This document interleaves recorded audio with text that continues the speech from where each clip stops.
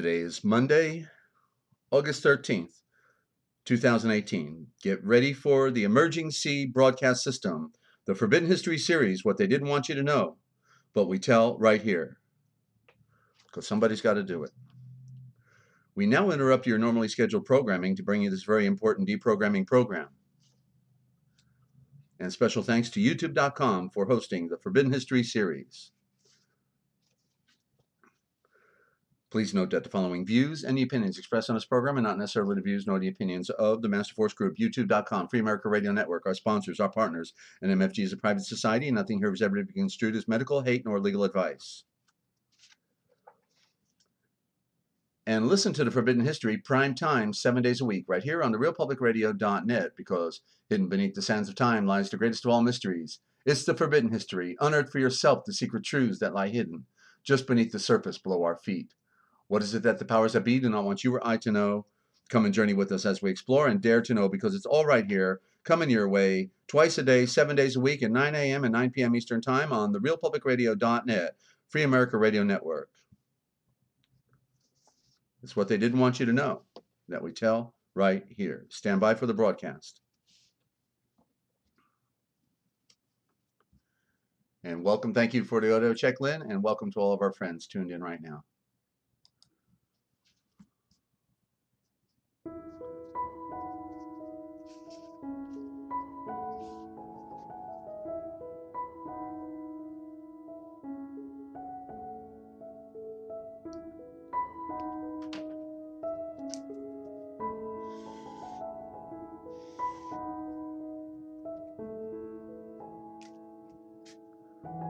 Coming to you live from Studio Z at the Lighthouse in Central Ohio, in the heart of Amish country, and Free America Radio Network, in the land of dreams, enchantments, and nightmares. It's the Forbidden History series. And tonight, every Monday night, we have Melody Gillespie, and starting out with, what are we starting out with, Melody? the Mel's Bar and Grill, of course, and she's on mute right now. And we've also then going to have right after that the Great Lies of History, the duality revealed in nature, patterns and pictures, the ABCs of light, symbolism, a movie review, and some book review as well. And don't forget the piracy of words. Those pirates, they really worked overtime, didn't they? Yes, that's right, with the words that kill, and more, and all of you out there, of course. Hopefully you'll call in. And because we are the deprogramming program, ladies and gentlemen, it's what they didn't want you to know, right? Of course, you know, you've been hearing it. You're getting the picture. You got it. Okay, right. You got to come back. You know, this is where you get your fix now, right? Because it's the battle for the mind, and the truth, it is light. And to put it all in perspective, for all things that the great civilizations can create, the only thing that they can't create is light, ladies and gentlemen, and they are darkness, and that is ignorance. And these are the great antagonists, the one against the other. But once we can begin to comprehend the true nature of things as they really are, then we can begin to comprehend that there is nothing really more to complain about. We're just going to have to learn how to deal with it, and that's what we do right here. And you do not know what you... I'll try this again. You do not know what you do not know until you listen in. And that's the truth. We go down every rabbit hole there ever was. We come back with the vision and bring it to you. But if you don't know where you're going, then any road will get you there, of course.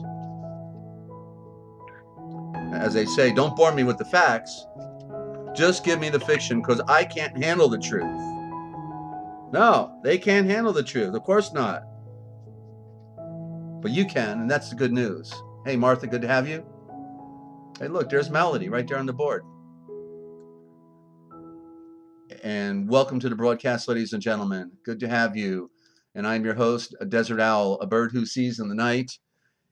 And yeah, it's enough to make you want to take several different kind of pills, isn't it? With what's going on in our world.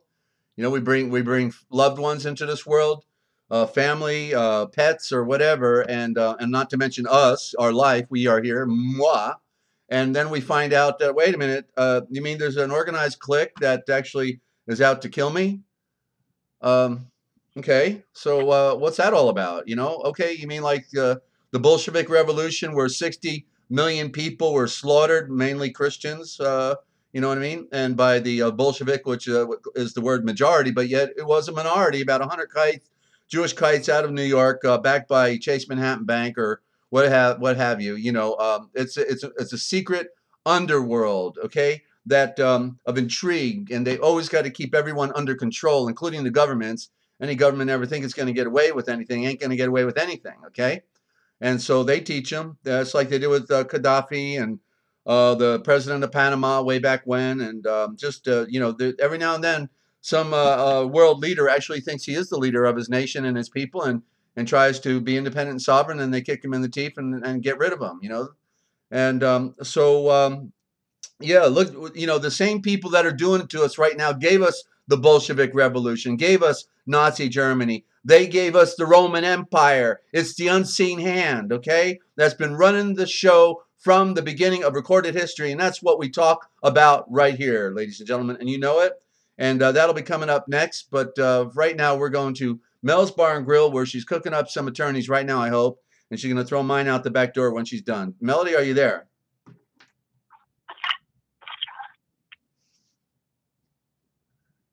Come in, Melody. Oh, for some reason it stayed mute. You're good now. Can you hear me? You're good. Welcome to the broadcast. Good to have you. And you're on. Oh, okay. Well, I thought maybe I would get a little bit into background of how I got so involved in the court process. Well, first of all, I would get very upset whenever the cops would pull me over. I used to be really young and cute and everything, and sometimes they would just pull me over. And I would immediately challenge them, and so they did pull me over very often. But when I got a ticket, I would fight it, or I would go to the traffic school. And what I really, really hated was the thought of working so hard, being a single mother, and paying out for a traffic ticket on the cop's word that I did something wrong, because I didn't purposely go out and disobey any traffic rules, and a lot of times it's very arbitrary. Also, cops in this area, and I'm sure probably everywhere, they like to pull over women on holidays on deserted roads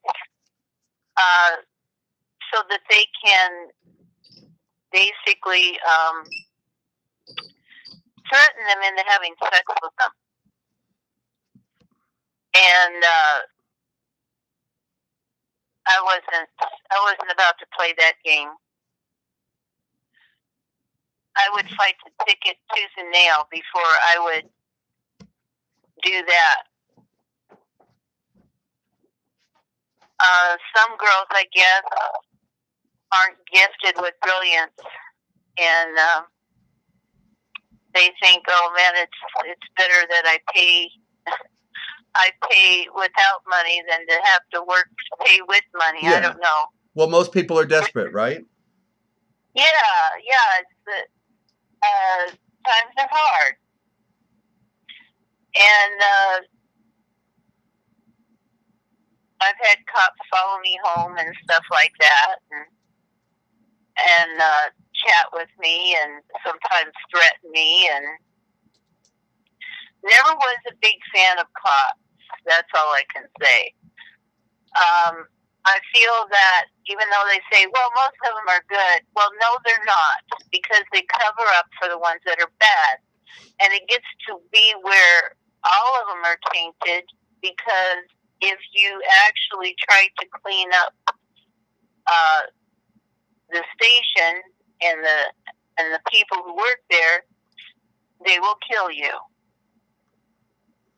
So no, there aren't. or Melody, or like in a lot of interviews that I did, you know, these women didn't know what was happening. Next thing they knew, their 16-year-old son was railroaded into prison because they were complaining down at the police station, and they didn't put two and two together till they talked to me on the program live. Yep, stuff like that. Yeah. Yep. Yeah. And so, therefore, there are no good cops. They know what goes on, and they'll let it go on, and nobody changes anything. Yeah. They cover up for each other. Yeah. Well, I just want to add, though, I know that many became police officers because they wanted to do the right thing. And so I have met a couple of exceptions, but still they probably turn the other way when it's about their buddies. So that's a given, because they wouldn't live very long in that type of an environment if they didn't mind their own business, right? Right. And I went to court to fight,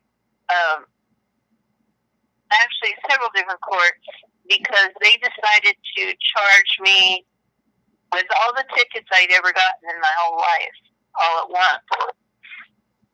And whether they were paid or they were exonerated or they were too old or stale, it didn't matter. So I had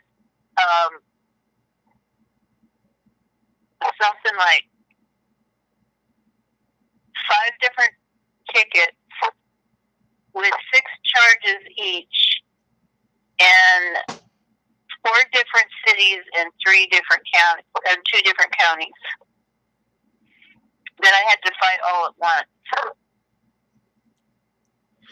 And I came out with $100 fine, which I paid for in a promissory note. After all was said and done, and so I did pretty well. But here's the thing: when the cops got on the stand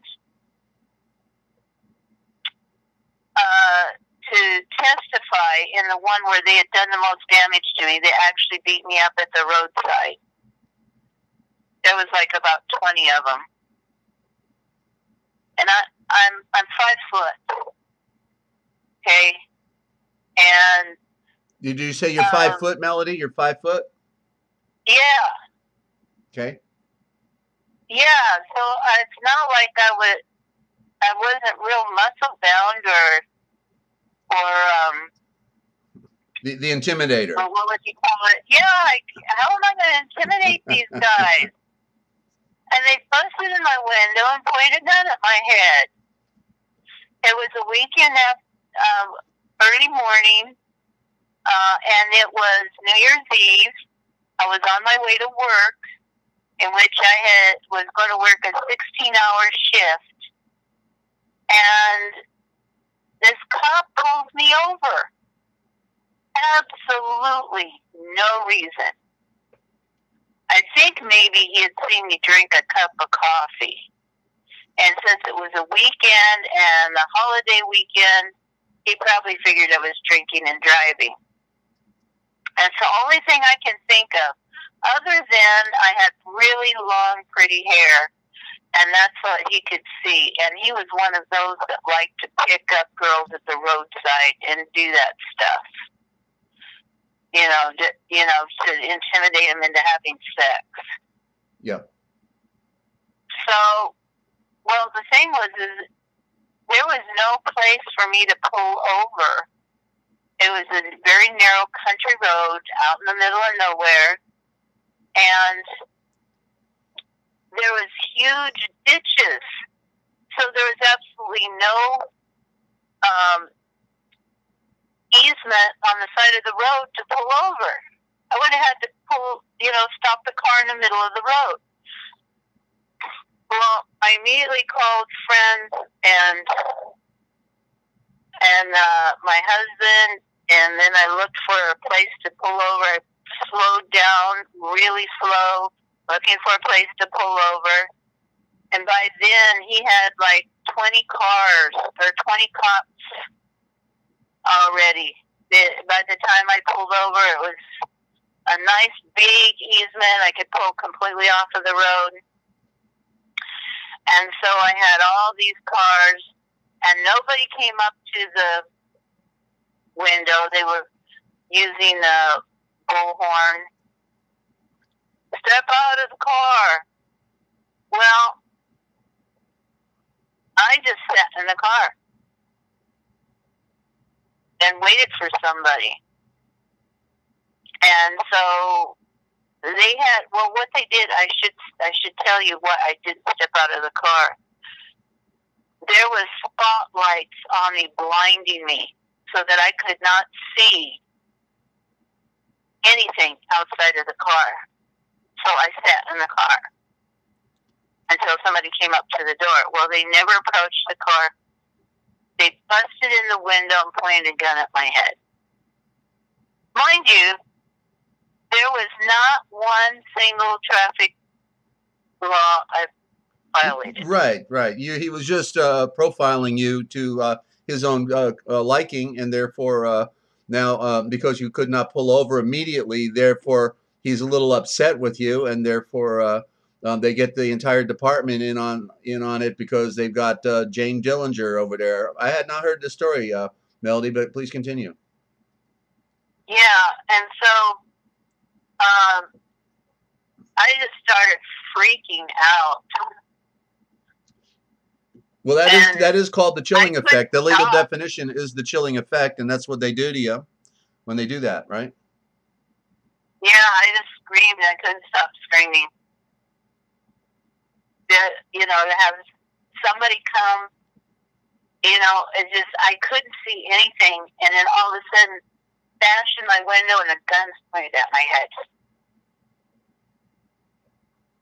Melody, was this the beginning? Melody, was this the beginning of your legal pursuit, or had you already been studying the law prior to this experience? Well, I was kind of, especially about traffic, because I always fought my traffic tickets, or I would go to traffic school. But I didn't have any that often, and I always challenged cops at the roadside.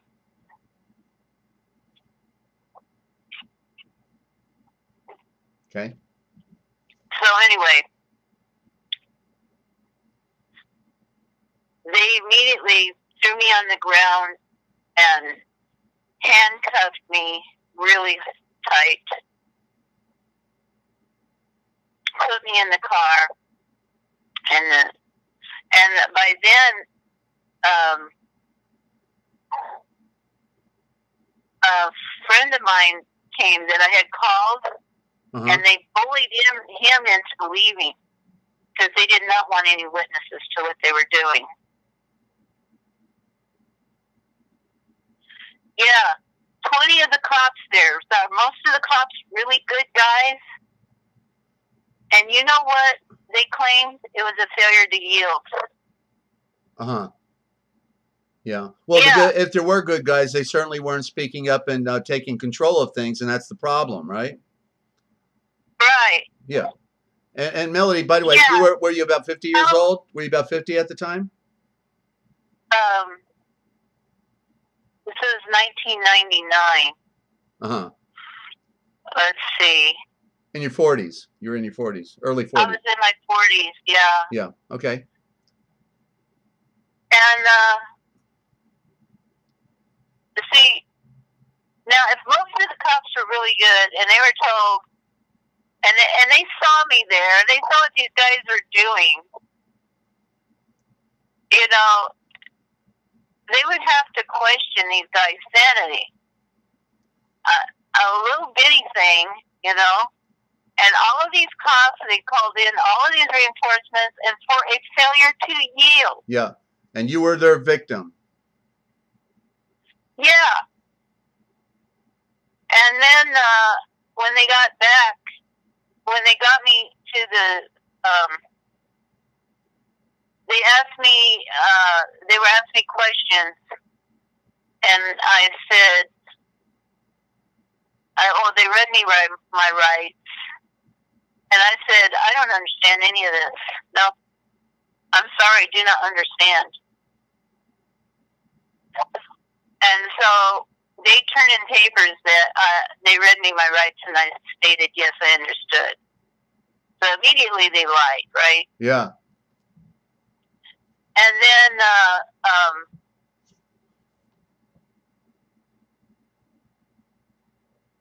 they take me to the sheriff's station, and I had already called my husband and told him where I was at, or who was behind me, that it was a sheriff. So he went to the sheriff's station, and I could hear him, and they go, "Oh, we haven't seen her. We don't know anything about her." Yeah, this is what they do to your family. All of the guys there were laughing and saying how they were going to say that I was stoned out of my mind on drugs, and they were making up all kinds of stories that they were going to say about me.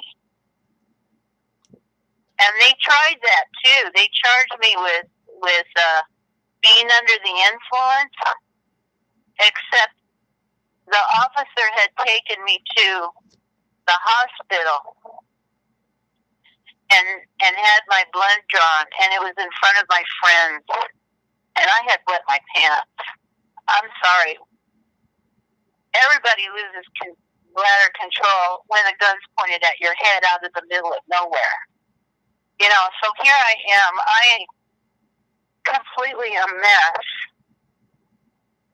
And they take me in front of my friends because I was a nurse too.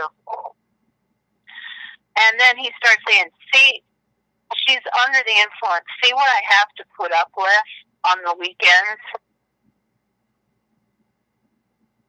And this guy was really big. He was like 6'6". Yeah, Really it sounds like they were all members of the lodge to me, but go ahead. Yeah.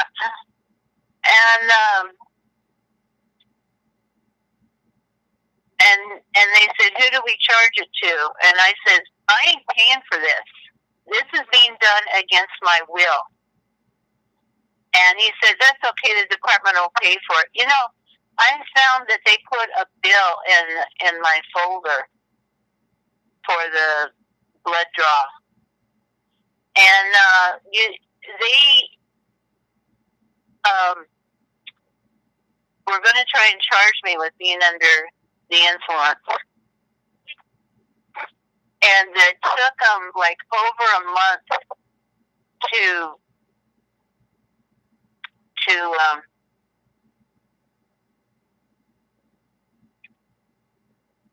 get the results back.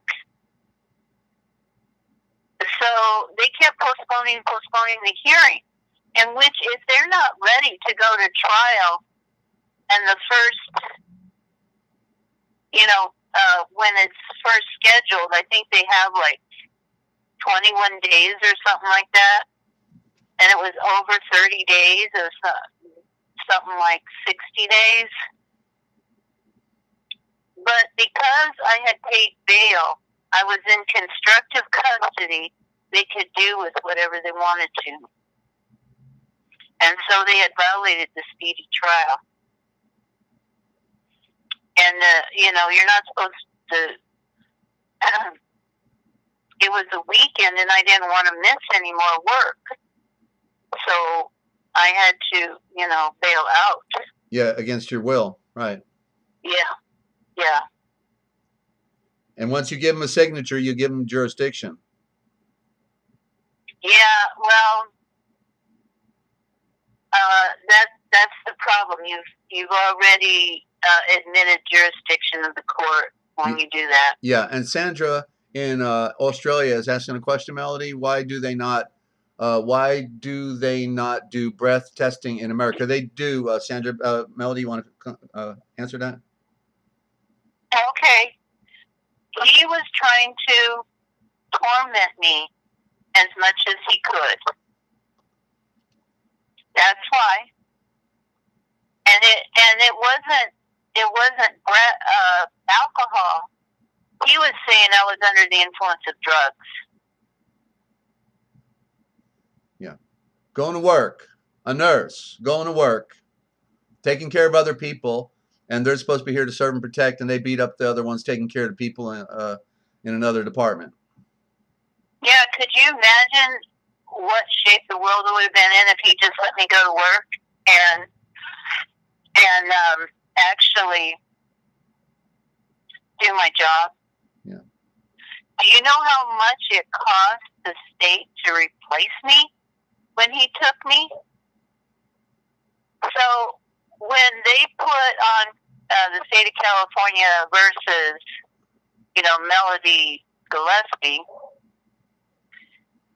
the state of California was hurting itself because they had to pay big bucks to replace me with overtime. I was doing 2 shifts, and they had to replace the overtime for 2 shifts when I was doing 2 straight shifts. So, yeah, I hadn't quite figured out how to bring that out, but I did end up getting my nursing coordinator to write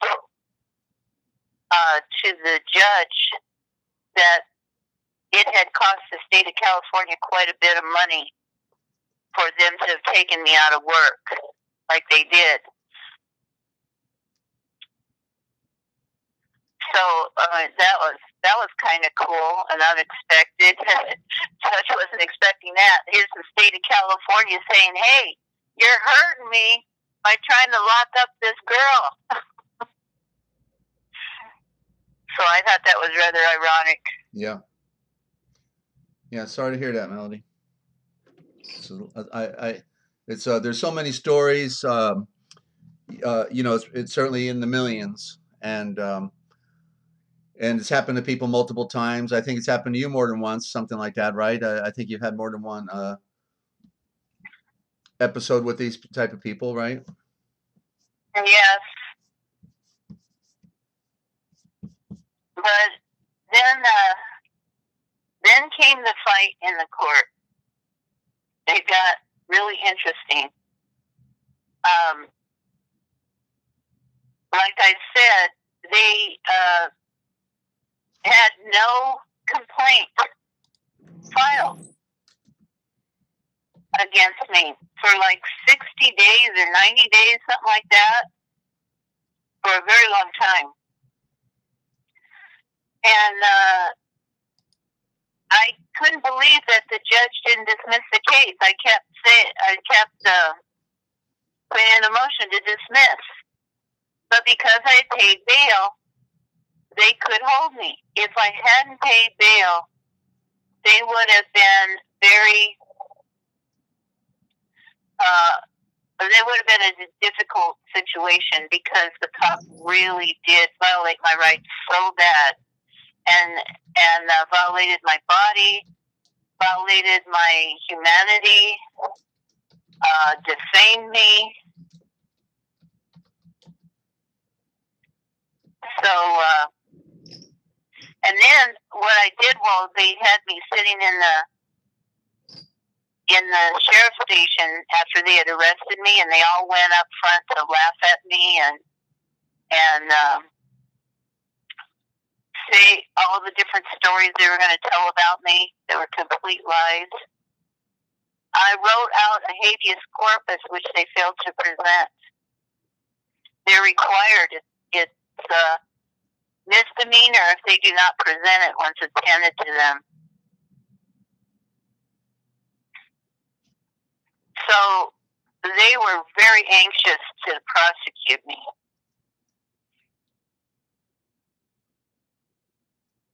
Anyway, we went to court.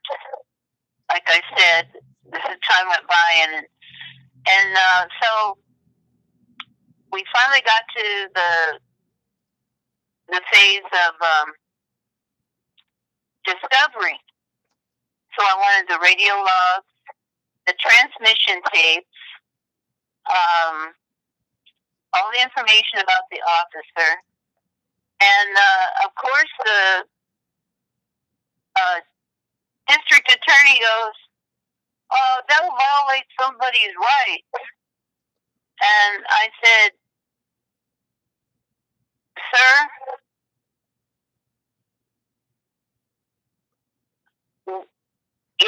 is not the public airwaves belong to the public? And this was transmitted over the public airwaves. So therefore, it's not private. It belongs to the public." Yeah. It goes on all the scanners. People listen to that stuff regular. Yes. So there's nobody's rights being violated. And I told him, I said, on those transmission tapes, you're going to find that the cop has lied about everything that's been written into this complaint. And so he said that he would not allow the transmission tapes to be put into the record, but he would listen to them in camera, which means in his room. So he did, and he recused himself. And then all the judges recused themselves. Yeah, because they knew you were being set up. Yeah. So they transferred it to the Visalia branch, and so there we had to start all over there. Yeah, they needed a guy with the right handshake. Go ahead. Yeah. And then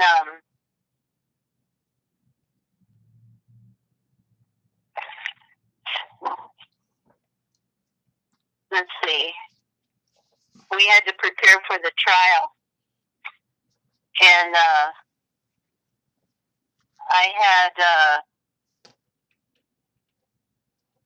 a friend of mine sit with me as my investigative officer. I said, the other side has one, I get to have one. And so they let me have somebody sit up there with me, and they helped me keep my notes straight and stuff like that, and the evidence and everything. Well, I had the tapes transmitted. They wouldn't allow the tape to be read in played in the courtroom. So I put in the transcripts, and the district attorney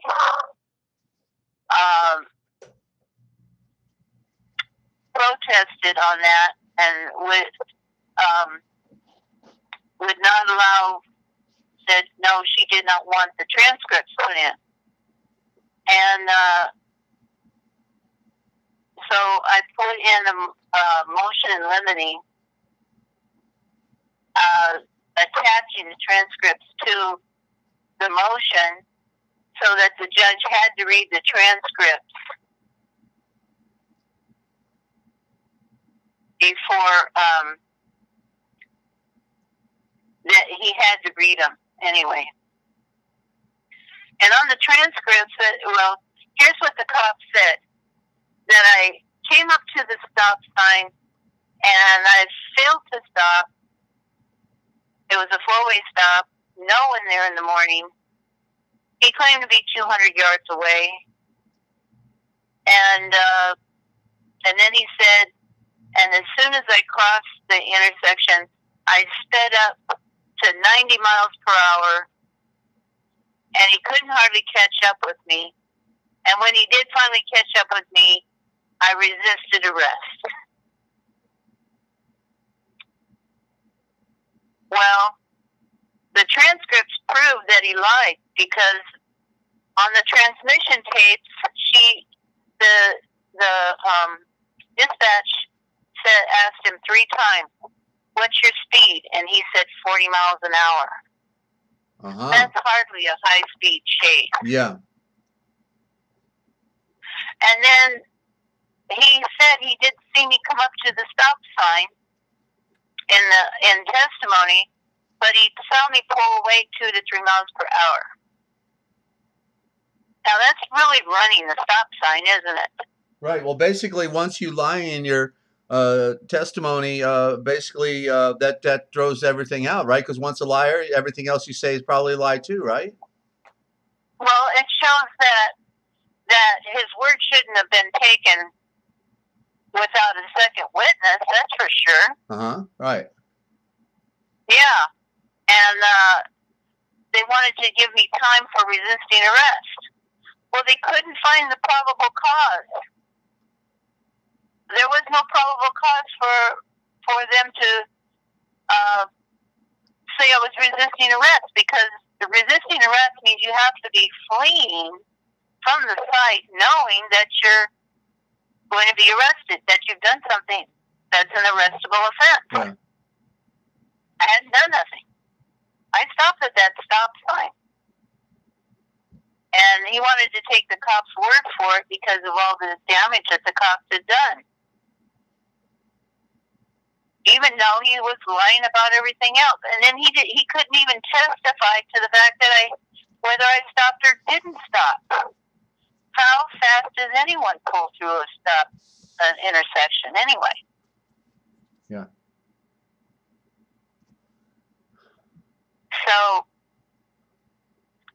And I just want to say, if you're just tuning in, we are talking with Melody Gillespie here every Monday night, Mel's Bar and Grill, where she does legal research and presents underground regulations and the nefarious behavior of government out of control. And so she tries to make sense out of it and present it here. So Melody's sharing her story right now with some of the reasoning. She is a student of law to the degree she is here, because she's been an advocate for many people and does all the hard labor of research and presents it. And tonight she's telling her story right now. So Melody, please continue. Can we take a break? Absolutely. You want to take a break? In the meantime, I'll go take a break and let me know when you're back. And so, by the way, if you want to call in later on, or we can't have you call in while Melody's doing her presentation and her program slot. We'll be doing the Forbidden History coming up next with the Great Lies of History.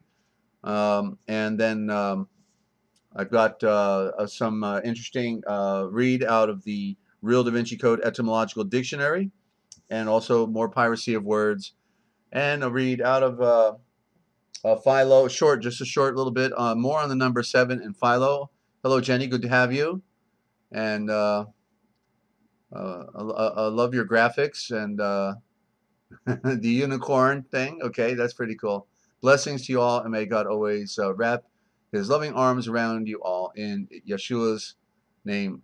And thank you for that. Okay, and good to have you. So, and by the way, I did watch the movie finally after all this time. I found it on Amazon. It was the only place I could find it, actually. It wasn't on Netflix, but The Hunger Games, and I found it sort of like a B-rated movie for the most part, but it's interesting because it was playing on the theme of Rome, while the way all the people looked, it reminded me of people today out there in society, with a lot of extremes. But then the Hunger Games, I think the fundamental bottom line about the Hunger Games is basically once the plug is pulled, and the harvests are dwindling around the world. The food production is going down, right? That with all the disasters we're having all the world, not to mention the fires, the floods, not to mention the solar UV, UVB, and UVC radiation is destroying crops. So the Hunger Games, I think, are just about on, ladies and gentlemen. And what the picture created from my standpoint was that when people start getting hungry, they start killing other people. Okay, and it's okay if you don't have any food to give them. They'll probably want to eat your flesh because you'll be on the barbecue. So we're getting ready to have a rather interesting showdown on planet Earth with the Hunger Games, and God help us, to use a cliche. So yeah, Mel, are you back, or she's still not there yet? Okay. So in the meantime, and don't forget, Melody's good friend Alan David is on every Thursday at 9 p.m. Eastern Time with the Occult of Five and their presence within our modern time. He does a real great job. He's a glutton for punishment too. He just hits all the occultic books and he pulls it all together. So it's quite a world we have, and we've got to realize that the most important thing we have is our true nature. Our true nature is our spiritual nature, and we know that we have eternity within our being, and what we need is Yeshua and the Great Spirit of Light, and to have that be our focus. Everything else is secondary or diversion after after that. You know, we have a short time on Earth now and a long way to go with for many of us to pull it all together. Melody, are you back? Yes. Okay. Now, what you're saying, you are so right about that. You know, they're planning something really big to happen. They found on the AP Press, they had out that they found in New Mexico a training camp where kids are being trained to shoot up schools. Wow. Yeah. Okay. And the trouble is when they're finished, you know, they were starving kids. They had a whole bunch of kids there and women, and they were starving and they were in very bad shape. Well, that's part of the mind control. When you starve people out, that creates the element of mind control. It's a part of it, right? Yes. Mm-hmm. Muslim terrorists were they're training them on how to shoot up schools. So they're planning something really big. Yeah. Plus, they're censoring all the alternative news media, so that the only news we'll have coming to us will be like CNN and New York Times and CBS, and there's been a lot of talk on the internet about burning up cities, shooting cops. Yeah, and Jenny, like they're trying to cue people up, like they're like you know, the program people. They're being, you know, what do you call it? Like where they wake up the sleeper's self. Yeah, right, the victims of mind control, that they give them the cue, and then they have an altar, and then they're ready to do a wet out, what they call a wet out. Yeah. Hey, how do we get copies of your program?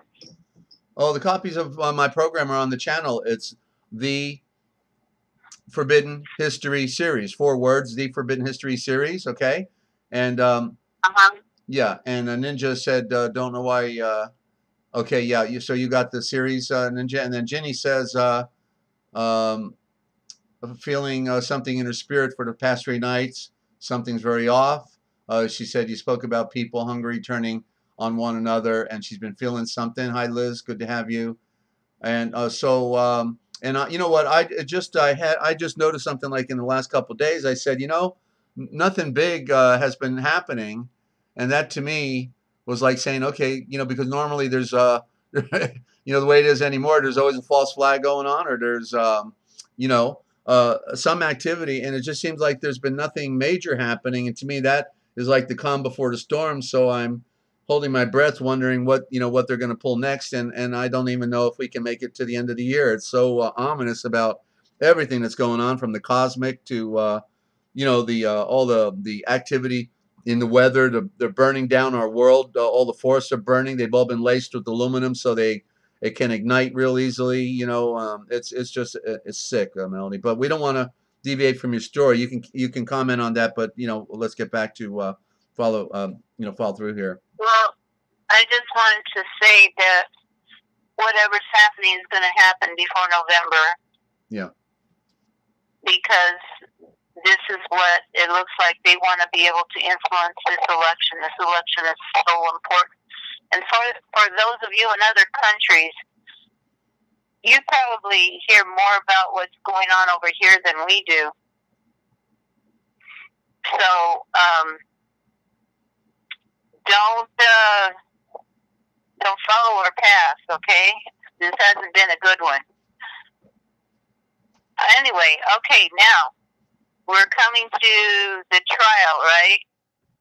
Well, the judge finds me guilty on resisting arrest, even though there was no arrestable offense. Because I proved that I wasn't speeding, so they had to take that one off, right? Yeah. And Now, why the judge found me guilty on not, failing to stop at a stop sign, the only thing I can think of is there was no probable cause without that, even though he couldn't testify that he saw me fail to stop. Yeah. He admitted he didn't see me pull up to the stop sign and had no idea how fast I was going before I got to the stop sign. So was he saying that I ran the stop sign at 2 to 3 miles per hour? Yeah. Melody, I think the bottom line here is because you were actually not an offender in any way, shape, or form, if they dropped the case, you would have had a major lawsuit against the county, and they couldn't handle that, or against city, right? Right. And I understand that when a cop does something to you like that, the proper offense is to file a lawsuit for false imprisonment. But, you know, I didn't know how to do that stuff. Yeah. I hope to someday. Yeah. Because nothing would make me happier than to do that. Yeah. And I just want to add, with all that I've been through, and also other people, remember, ladies and gentlemen, they tell you right in advance, anything you say can and will, get it, can and will, capital W-I-L-L, will be used against you. Anything you say can and will be used against you, okay? So you say, you need to talk to my attorney. That's a good answer, because at that point they have to stop asking you questions. And don't sign. If you sign anything, you just signed away your life. You don't sign anything. Now, I'm not telling you what to do. Forgive me. I'm not telling you. I'm telling you what I would do. I'm speaking in the second person here. Okay. I would not sign anything, because you immediately give them jurisdiction. And then they can do with one signature only. One signature only. Even if you ask for an aspirin when you're in the drunk tank, they got you, and then they can do anything they want with you with that one signature, and they'll put your birth certificate on Wall Street with that one signature. Go ahead, Melody. Well, I did tell them that I had nothing to say to them without an attorney, and they made stuff up. They said that I admitted I understood all my rights. Now, how does this?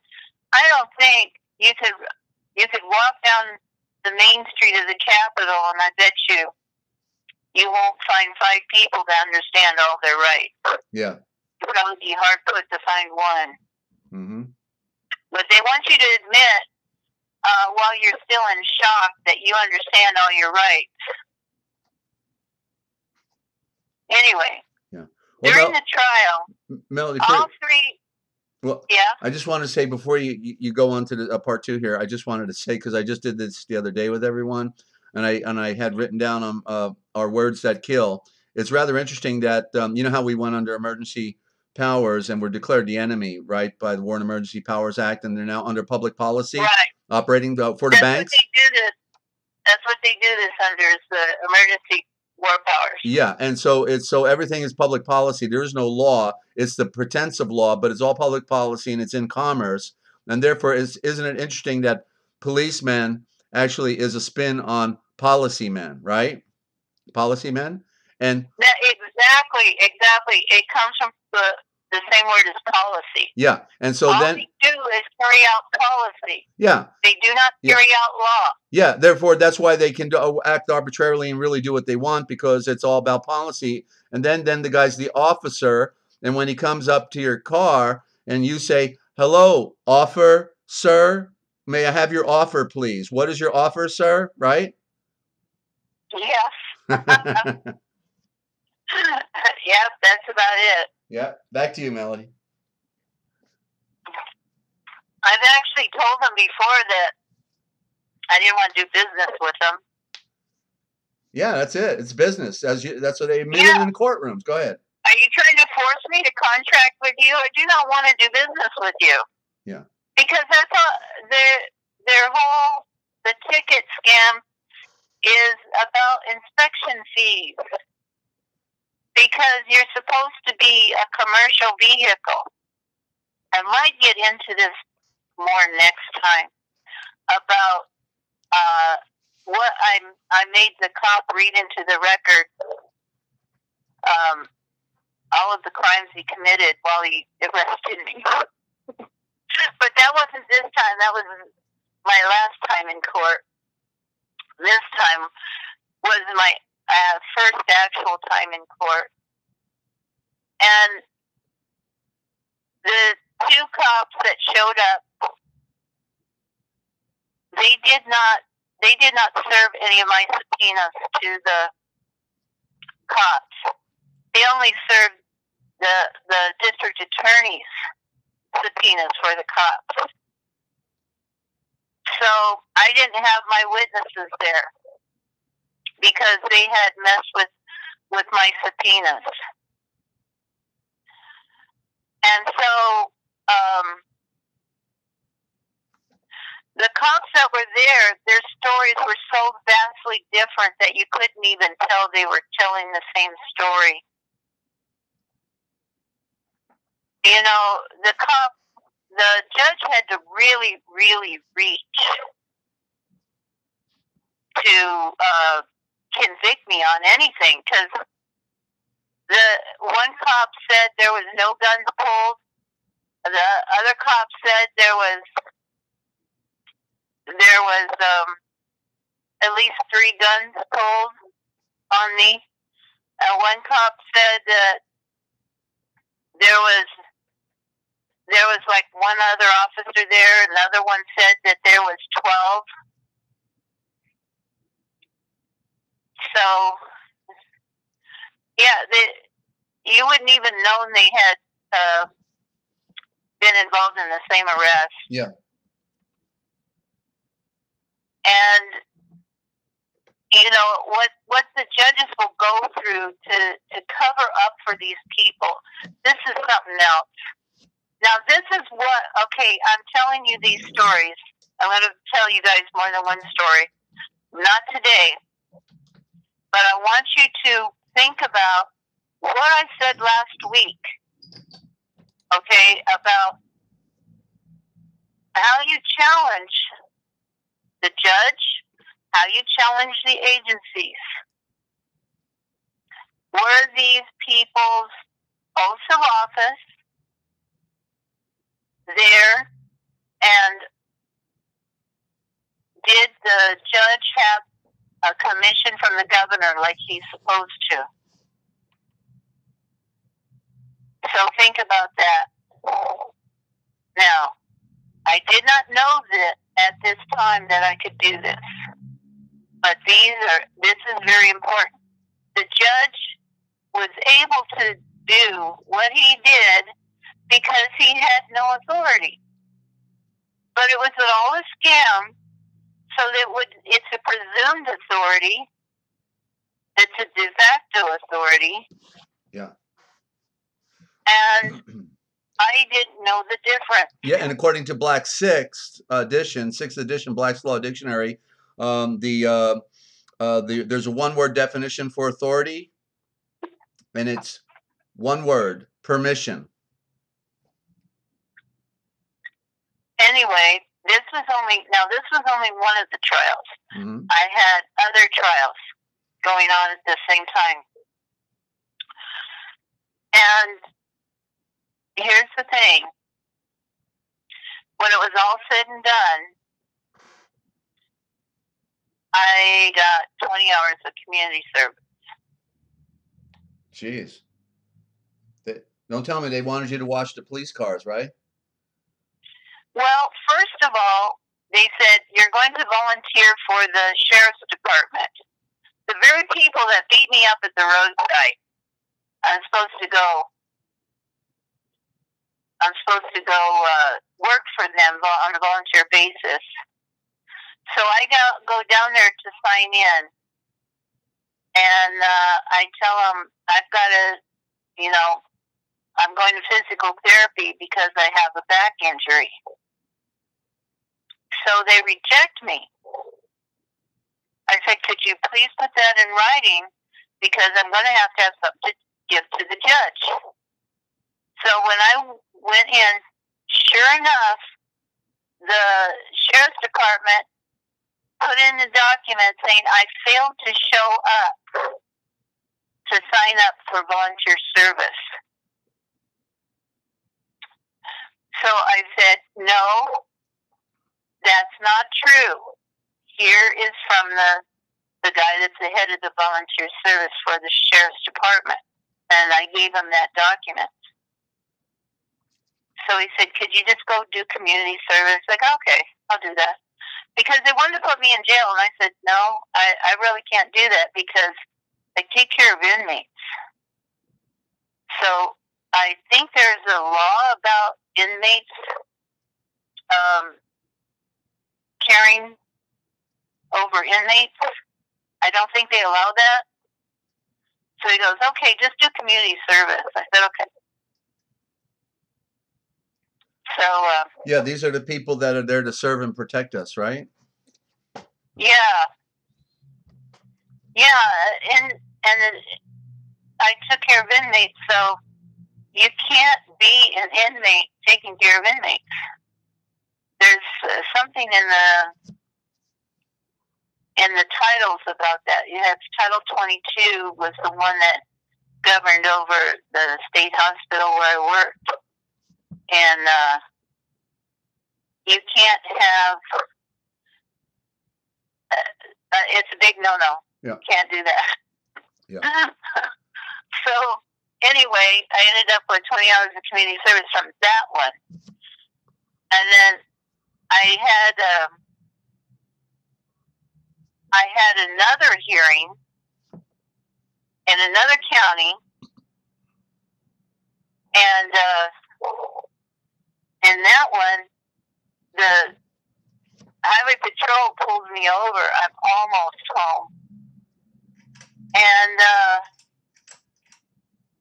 I called my husband because he's not too far away, and I'm telling the highway patrol, I don't want to do business with you, because I know that's all they're supposed to be concerned with is commercial vehicles, and in the definitions of the vehicle code, it shows what a commercial vehicle is, and mine was definitely not a vehicle, a commercial vehicle. It is known as a passenger car. Even though they say passenger it's one that's not for hire. And that's what you used to do instead of buying license plates where they dumped everybody together. The passenger cars or family cars would put a sign on there that said not for hire. And that's all they had to do. But then they started lumping everything together because they found that they got money that way. Mm. And making people buy license plates for their cars and registrations and all of that stuff. Yeah, it's a scam right out the gate. They converted private conveyances into motor vehicles, and the guest in an automobile now being a passenger, all commerce, all a scam, in word. Yeah. And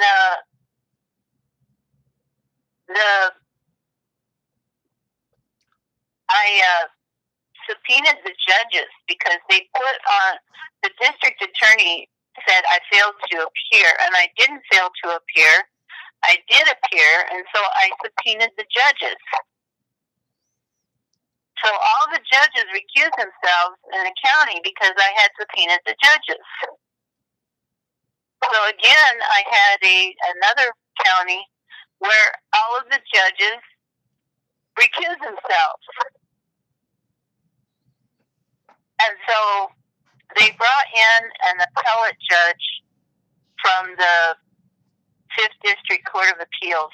He was retired. And so the judge admitted, yes, he remembered me appearing, but because I didn't give my name, they put me down as failure to appear. And I said, well, was there anyone there to identify me? And he said, no. And I said, well, isn't my Fourth Amendment right? to not give evidence against myself? And he said, yes. So, you know, I told him, I'm sorry, I know you're very busy, I'm sorry about this, but the district attorney knows I showed up and refuses to remove the charge. And the appellate judge told me to be quiet. He didn't want that on the record. But it's there. So then I did very good at presenting my case. I proved that the cop, they were using the cop as an expert witness, and so I demanded to void diagram because he did not give me any of his education or anything else like I had requested in my subpoenas, because, oh my goodness, the subpoena somehow just didn't make it to him. When, you know, the only place that you have for them to give subpoenas is the sheriff's. Otherwise, you have to get a private party. Well, the sheriffs, they're supposed to be able to depend on the sheriff to correctly deliver your subpoena. And again, in another county, in case 2, they failed to deliver the subpoena like they were supposed to. So they're pretty much trying to taint the case. That right there, I should have been able to get the case thrown out. But they're so intent on raping you in these traffic hearings that they'll allow the other side to violate the laws to the tune of misdemeanor and felony. But they'll still prosecute you to the ends of the earth for a stupid infraction, which I was contesting that I ever committed. So, the judge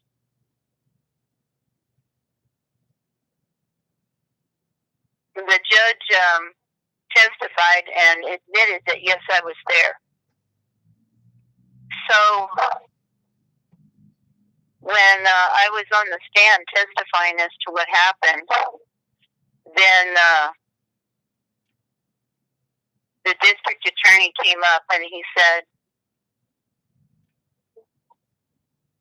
something about my ticket, and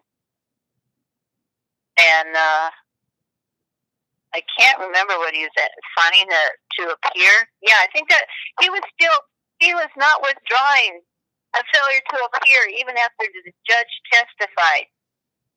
Okay, so he was trying to say, see, isn't that your signature on this citation? And I said, no, that's not a signature. And he said, he started to say something about like I was lying, and I turned to the judge and I said, this man is trying to force me to tell a lie. I know what a signature is. And I know that isn't one. And he's trying to force me to say something that's not true. Right. In other words, Melody, we could call it an autograph, but it was not a signature by legal definition, correct? It wasn't even that. It was a photocopy. Oh, okay. Gotcha. Okay. Gotcha. And so the district attorney withdrew, and much to say I won that one anyway. They dropped that charge. And at the end, after I had all the witnesses testifying and stuff, well, actually, I had them there. I was grilling that cop for a really long time. And then the cop was on the stand just about in tears, and he was looking at his, because I was questioning him on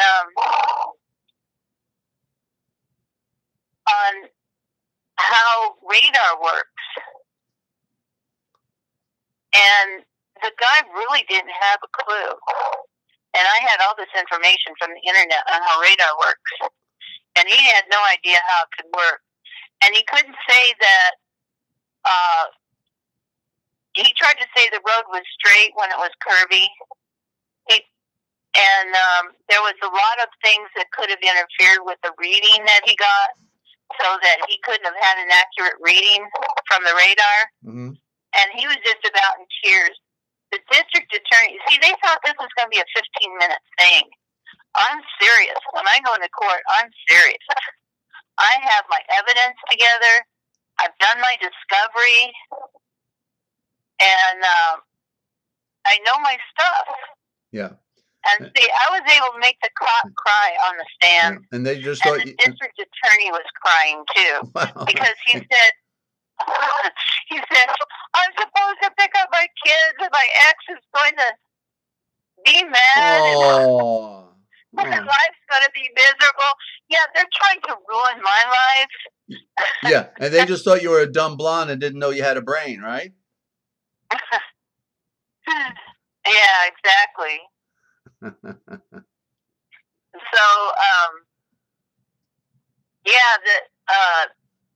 so we had to take a recess so the district attorney could call his ex and tell him he's going to be late picking up the kids. Yeah, they thought this was going to be a 15-minute thing. Oh, no, it was 4 hours. I made sure of it. If they're going to make me suffer, by God, I'm going to make them suffer. And this is international law stuff, so I know the same thing goes on in you guys' countries. Everywhere. And you got to open up the books, because these agencies and stuff, it's all pretty much the same across the board in every country, because it's United Nations law.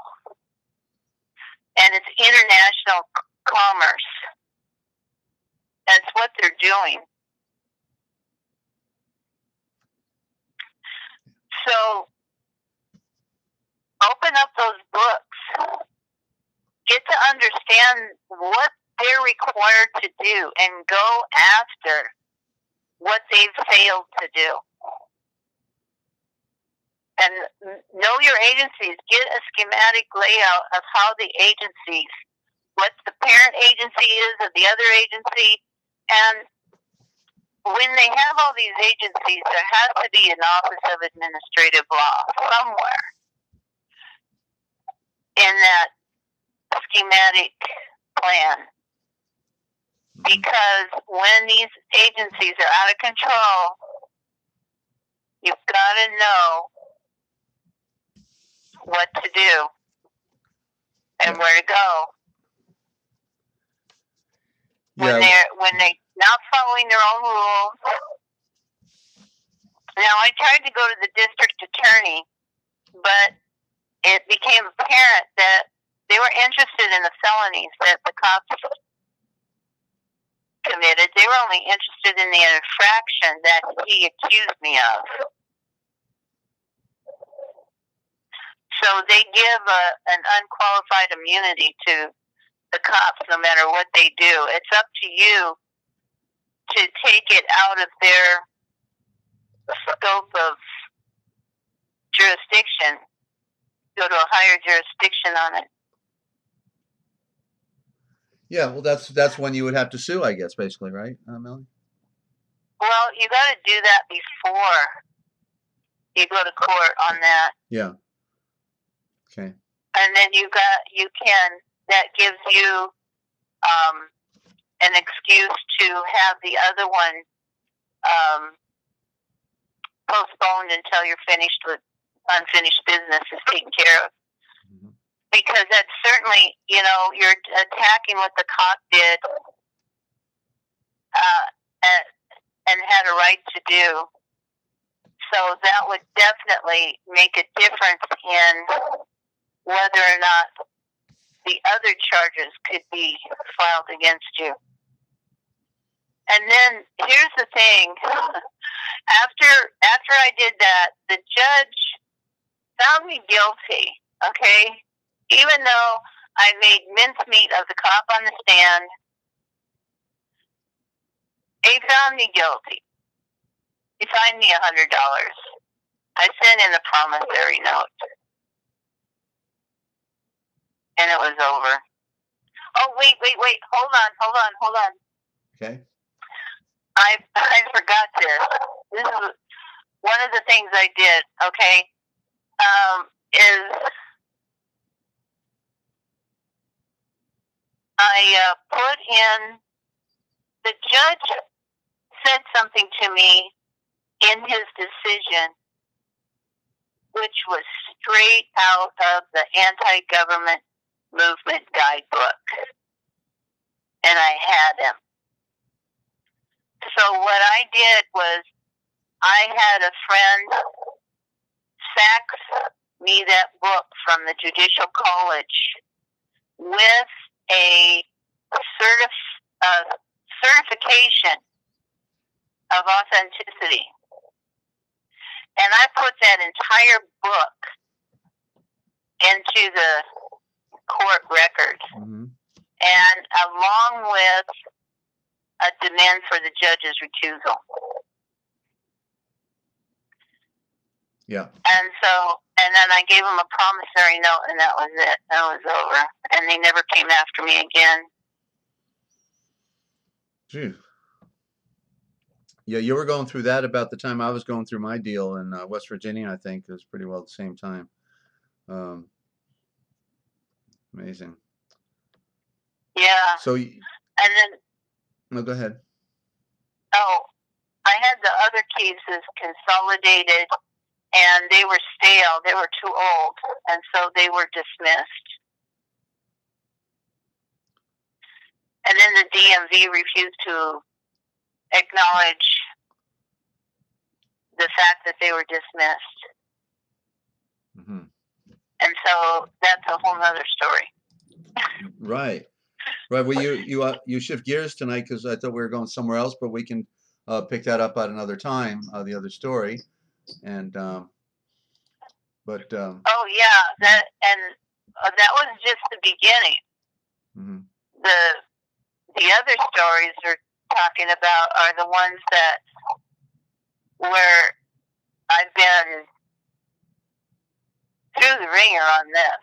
Yeah. Yeah, well, but I wanted to show you all the dirty tricks the court pull. Mm-hmm. And so it's probably going to take a few programs. Yeah. Well, we don't want anybody being taken by surprise out there, and this is the nature of the beast. They know that the UN agenda is spraying the skies. They're poisoning us. They're burning our forest down. They know about Project Bluebeam here. All of our sky watchers know all this stuff, and so they're just seeing one more element of the same cartel doing it on the policy level on the highways. Did you know that Project Bluebeam also includes hallucinations of church deities? You know, like the Mother Mary. You know how they're always saying that the Mother Mary comes to them in the sky and stuff like this? Yeah. Yeah, that's Project Bluebeam. And you know how people, these churches, they're like holy roller churches, and they get knocked down and stuff like that from the Holy Spirit. They think that's Project Bluebeam. Oh, in other words, orchestrated through the Freemasons and Jesuits? Yes. They're in these Pentecostal churches, and they think that it's the Holy Spirit. It's Project Bluebeam. They're being beamed. And they feel this high, like they're like the Holy Spirit has hit them, and sometimes it hits them so hard they fall down. Okay, so they're actually using some device is what you're talking about as well then, Melody. Oh, yeah. Okay. And some of these churches, they're in on it. But there's a lot of information about Project Bluebeam, and you can even, it's been, what do they call it? Unclassified. So you can get it now online, and it's really something to read. You know, holy crap. Look what they're doing now. Yeah. Well, it's all coming out. It's all... And it explains a lot. It explains a lot what's been going on, all of these sightings and religious figures showing up, and Right. Okay. Well, very good. Liz out there in Dublin, she says it was, well, she said, let's see, where is that? It's going up now. I only saw once here. Now it's really going up. Okay. I only saw once here on the local train, foreigners in uniforms. They came on board and looked around at all of us. It was interesting. We didn't know why or who they were, but they looked very serious, and everyone looked up curiously at them. And she's saying, wow, to your story. Mm-hmm. Oh, it's wow to my story? Yeah, well, what you probably just said about the Holy Rollers, too. You know, that's about the timing on that. Yeah. Mm-hmm. Okay. So Melly, you want to give out any contact information if anyone wants to reach you? Oh, yes. melsbarandgrill@gmail.com, and I'll type it in here, too. Okay, melsbarandgrill@gmail.com. And so, Melody, thank you so much for sharing with us your story. My heart goes out to the women that get beaten up by men. It's bad enough when men are getting beaten up by men, but when they 20 of them have to surround women at 5 foot tall in their mid-40s, you know, it's always been going on this way. This is, I mean, it was the Vatican first. This is just a branch of the Vatican anyway. We knew they used to burn the women at the stake and the little ones. I'm always reminded of this story in Spain where, you know, they tied up several men and women, and even like a 16, 17-year-old girl at the stake, and the queen of Spain is up there in the watching booth with the Jesuit there, and the royal families were so intimidated by the Jesuits, you know, that when they're lighting the fires on the pyres where all these people were, you know, tied to the stake, the 17-year-old girl is begging for her life and saying, "Please, I'll do anything you ask me to do. I'm sorry if I offended anyone." You know, and the Queen of England, or the Queen of Spain, she's literally like in tears because she knows she can't do anything to intervene. She would love to have saved, you know, the life of at least that young girl, if not all of them. And the Jesuits had everybody under so much terror that, you know, that was business as usual back then, right?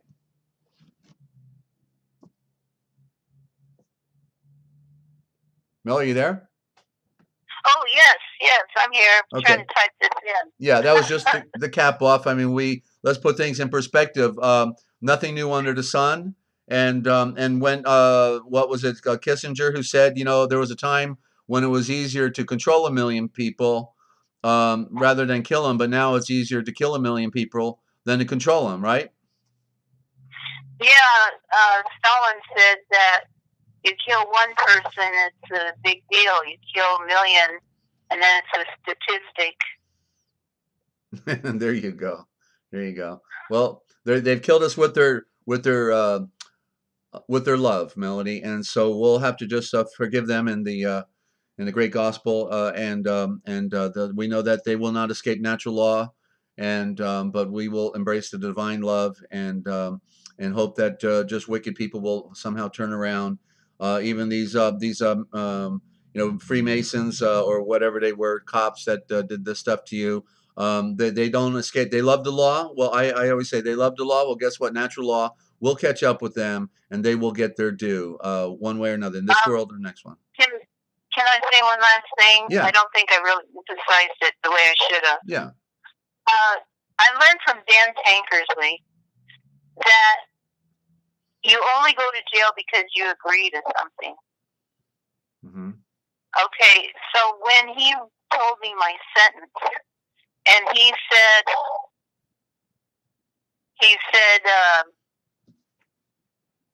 well, can you just time in jail? I said, no, I really can't.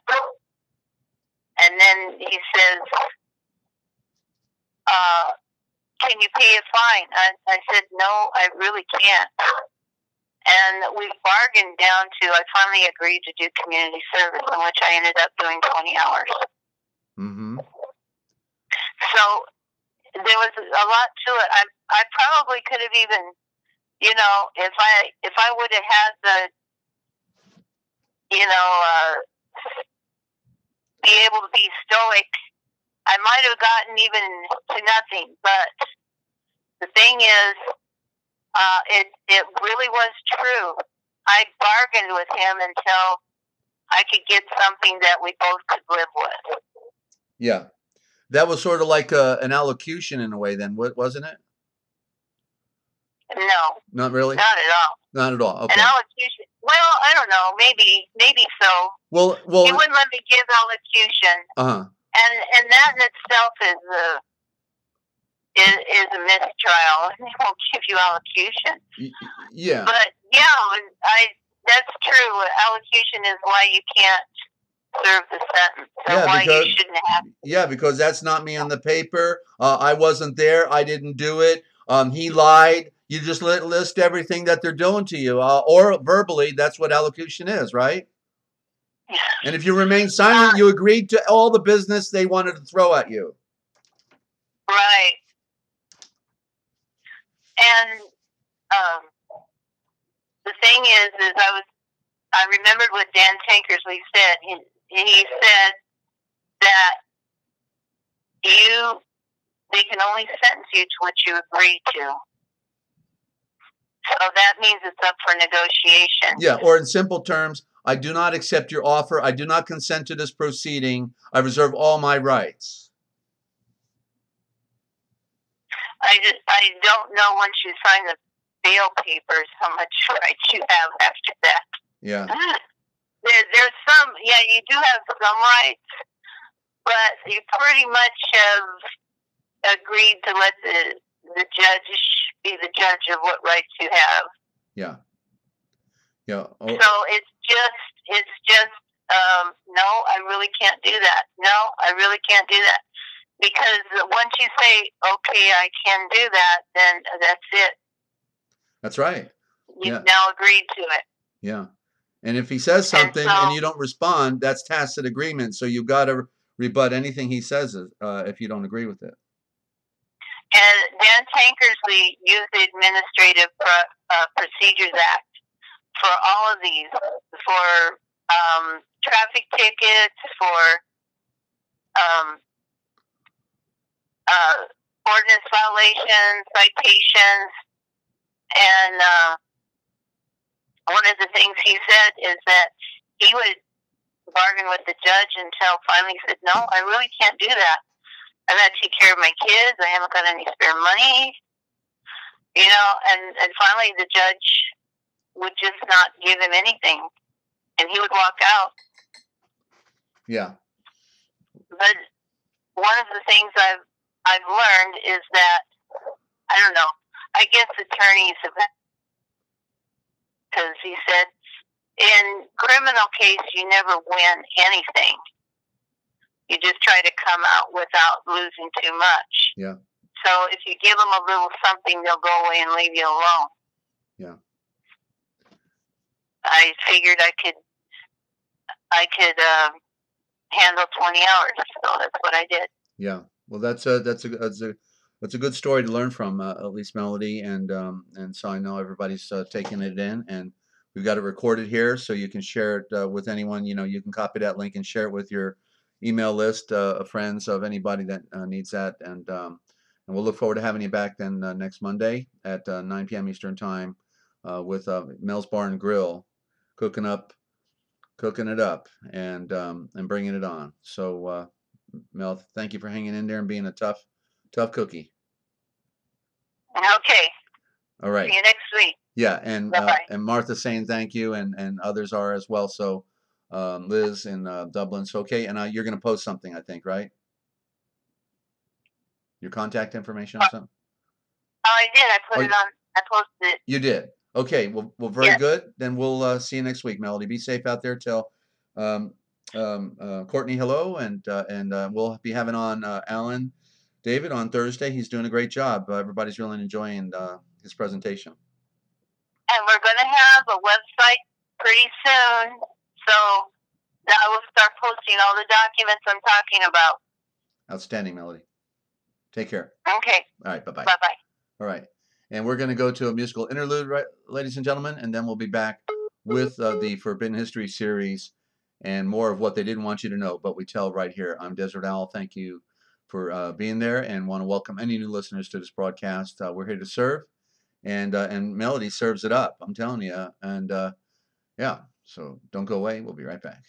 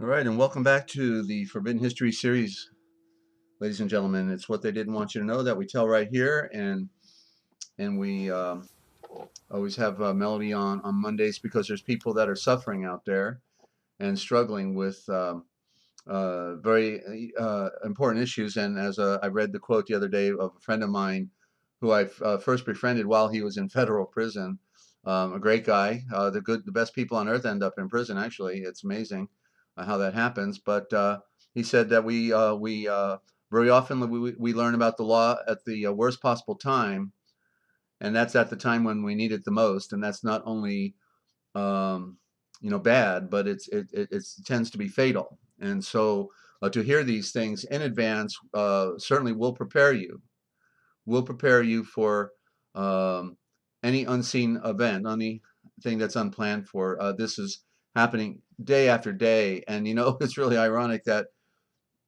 about we learned last century, about 30 years ago, we had learned that they established a new policy, talking about policies, that they would begin to start hiring people for the police academy that had low IQs. In other words, if they got a certain IQ uh, level, right, a high IQ, they couldn't be hired. They had to hire people that were good yes men. Bubba, you know, Bubba out of the cornfield. Right. They wanted good bubbas that would do whatever they're told, and not ask questions, and look the other way, and all of these things. So Melody was surrounded by about 20 bubbas, and that's the policy that they operated under. You know, good people, decent people wouldn't have treated a 45-year-old 5 foot tall woman who did nothing wrong the way they did. And at no point did anyone just admit the truth of the matter, that it was a mistake by somebody that probably should have lost their job. But no, because it's a secret handshake club at the top, always is. Any community, it's there. Okay, it's there. It just depends upon what Bubba has the secret handshake and what Bubba doesn't. And the Bubba that doesn't, he's still going to go along with the others anyway because they've already put him on notice. So that's the nature of our world, and so we're learning one more aspect of the problem we're having here on planet Earth, ladies and gentlemen. It's a rotten, stinking world. Okay, and I wish it weren't so, but the good news is we have um, a better world that's actually right here, right now, and it's in Yeshua, and that's what we talk about as well. So, and good news is we're also not going to be here for very long either, and but we've got to be prepared. We've got to know that we know that we know, and we've got to know it very well as well. Okay, so here we are. We're in the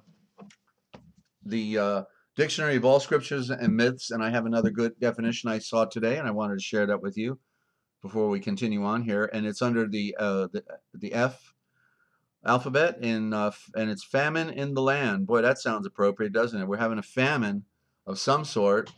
And so it's a short definition, and famine in the land, symbolic of a period of mental and emotional inertia wherein there is a lack of sustenance and satisfaction for the soul. That's the famine in the land. Quote, behold, the days come, or you must see and read it for yourself. The days come, says Yahweh, who is the great Elohim, the Lord God, that I will send a famine in the land, not a famine of bread, nor a thirst for water, but of hearing the words of truth of Yahweh.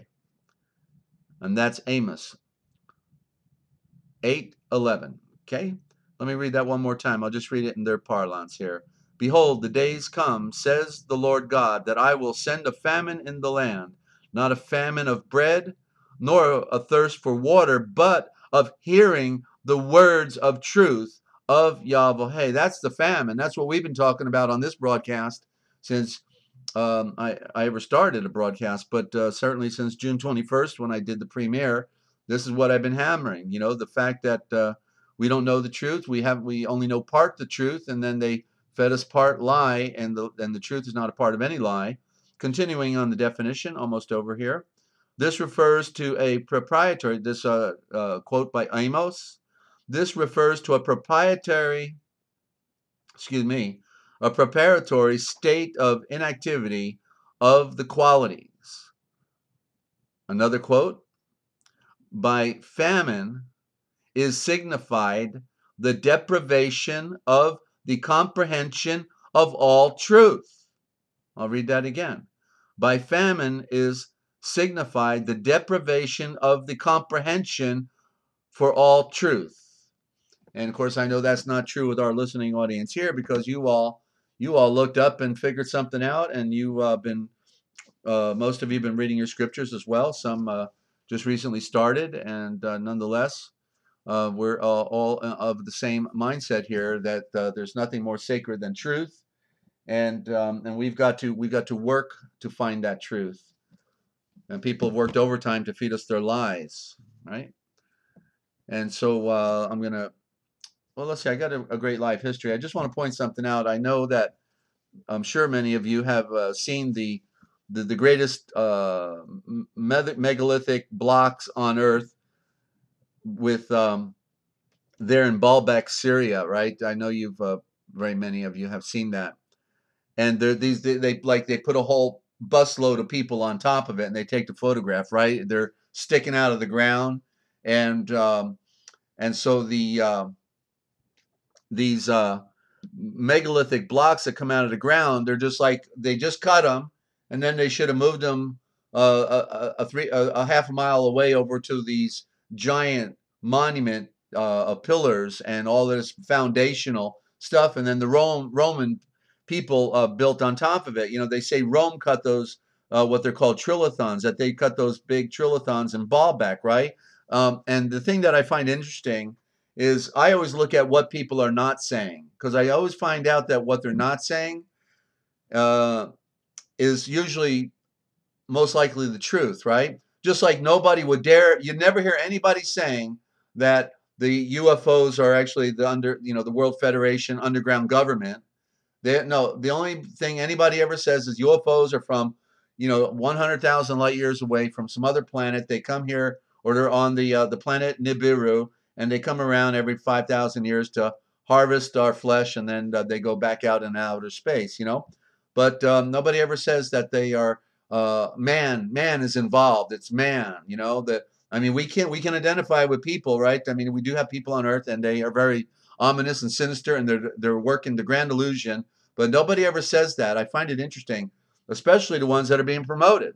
The ones that are being promoted, it's always Dr. Gear and others, and you can tell they're blinking their eyes so fast they're under mind control. Some of them, but yeah, or they're saying, the government's keeping it a secret. They're not telling us.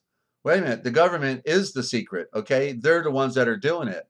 Obviously, it's the grand deception. But anyway, so the thing about the trilithons, they say they don't know who cut them. They don't know how they moved them there. Nobody on Earth could possibly lift these blocks and put them up there. But they left out one factor, and that is that if they could have all been built by giants. You see, because when they put people next to those blocks, you see that I don't care how many people you get, they couldn't do it. But if they were 3 times taller or 4 times taller than we are, meaning 20 feet tall giants, and there were giants that were actually up to 36 feet tall. 36, that's what, 6 times 6, 30, 6 times taller than we are on average. Okay, and so they could do it.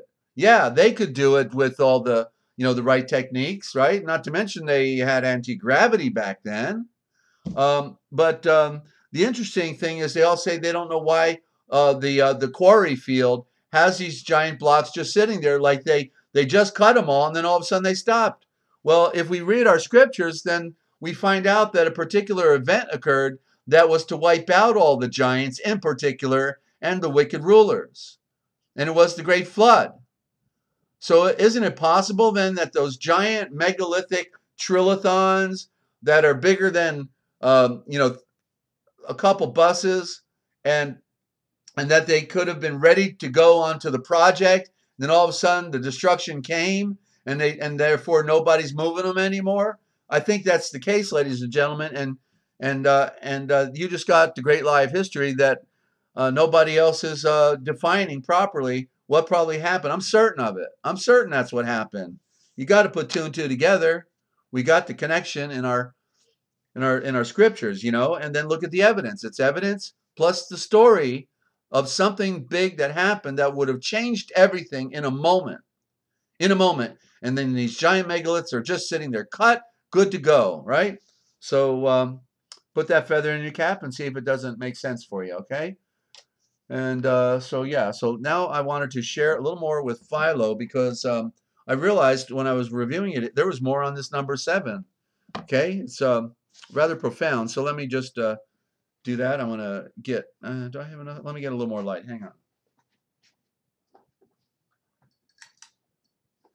And boy, some of you are really sticking it out with us. I don't know, Liz, if you're still with us, but it's what, 3 a.m. I saw over there in Dublin, and you're obviously a night owl as well.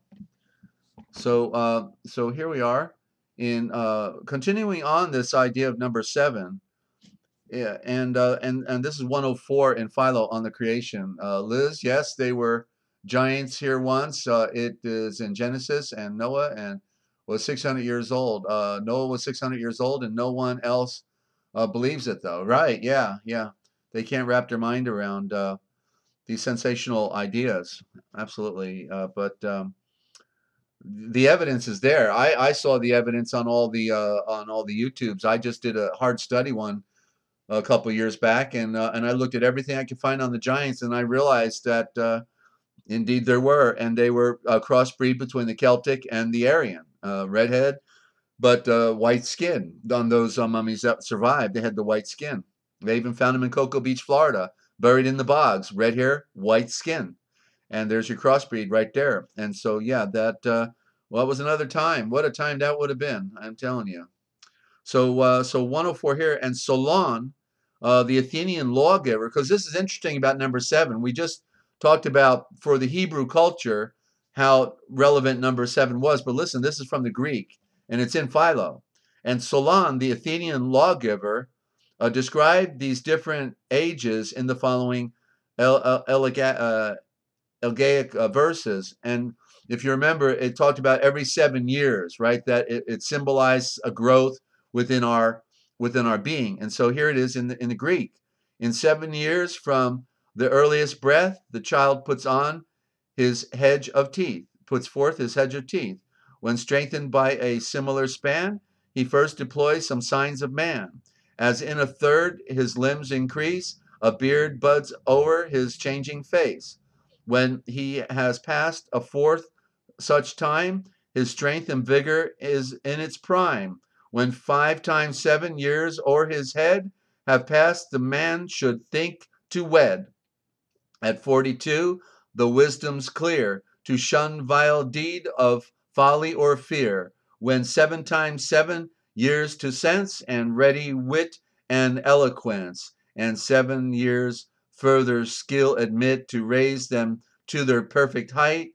And when 9 such periods have passed, his powers, though milder grown, still last.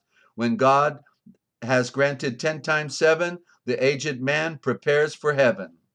Isn't that interesting? You see, we know that a lot of people love that number 7, right? And I just thought a little more of this would be good reading here. And and Hippocrates says, the great physician says that there are 7 ages of man. Oh yeah, I'm going to read this. I checked off here. Okay, Solon therefore computes the life of man by the aforesaid 10 periods of 7 years.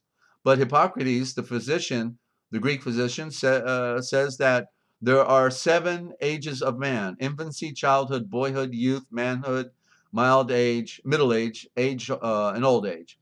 And that these two are measured by periods of 7, though not in the same order. And he speaks thus: in the nature of man, there are 7 seasons, which men call ages: infancy, childhood, boyhood, and the rest.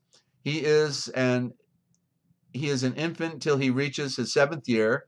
The age of his shedding of his teeth is over, and he is a child till he arrives at the age of puberty, which takes place in the 14th year. He is a boy, and that's actually when they declared them men. That was when Yeshua left Jerusalem, and that was when Mary married Yosef. She came out of the temple as a servant of the temple and married Yosef at age 14. He is a boy till his beard begins to grow, and that time is the end of the 3rd period of 7 years.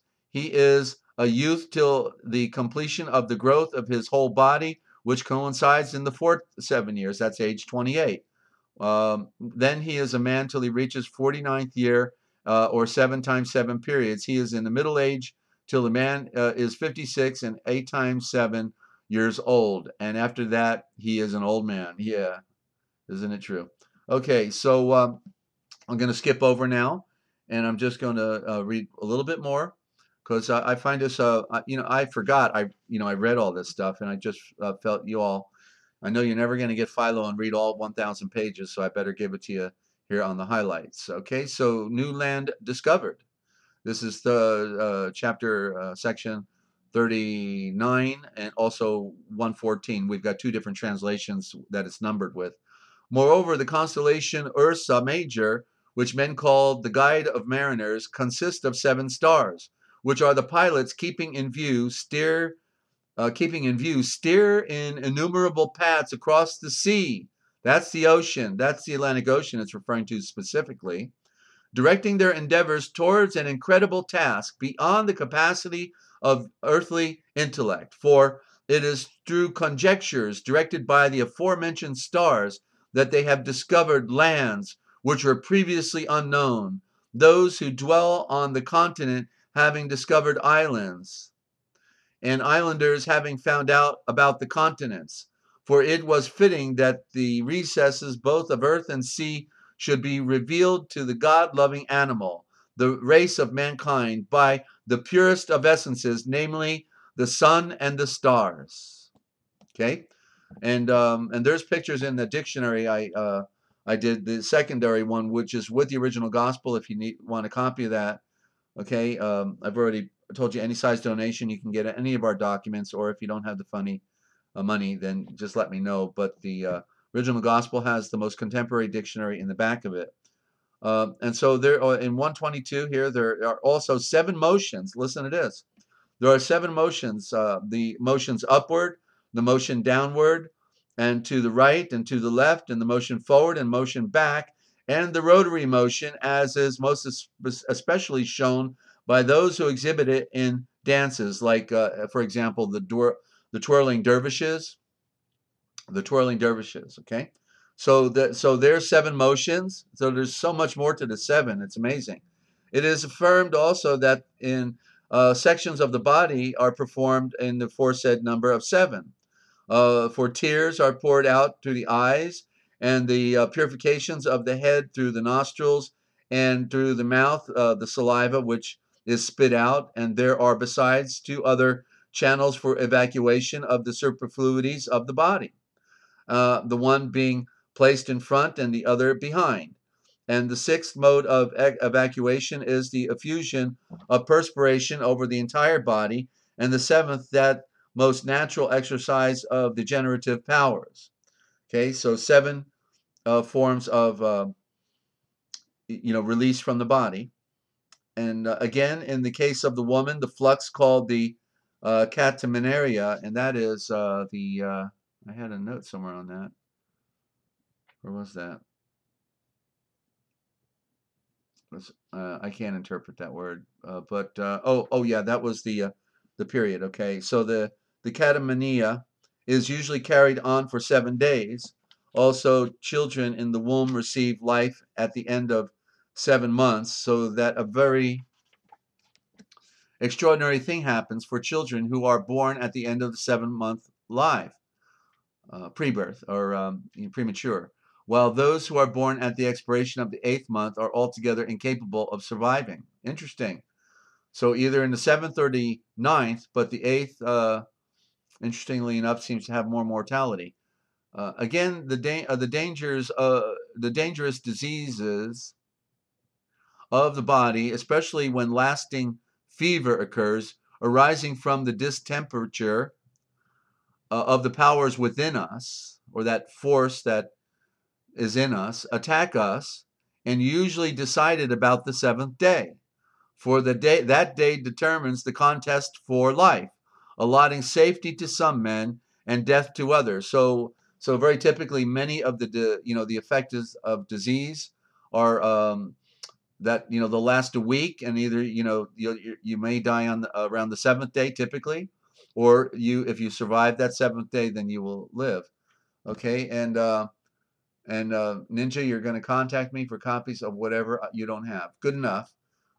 Just call me. You can call me tomorrow if you want, and I'll be happy to go over that with you.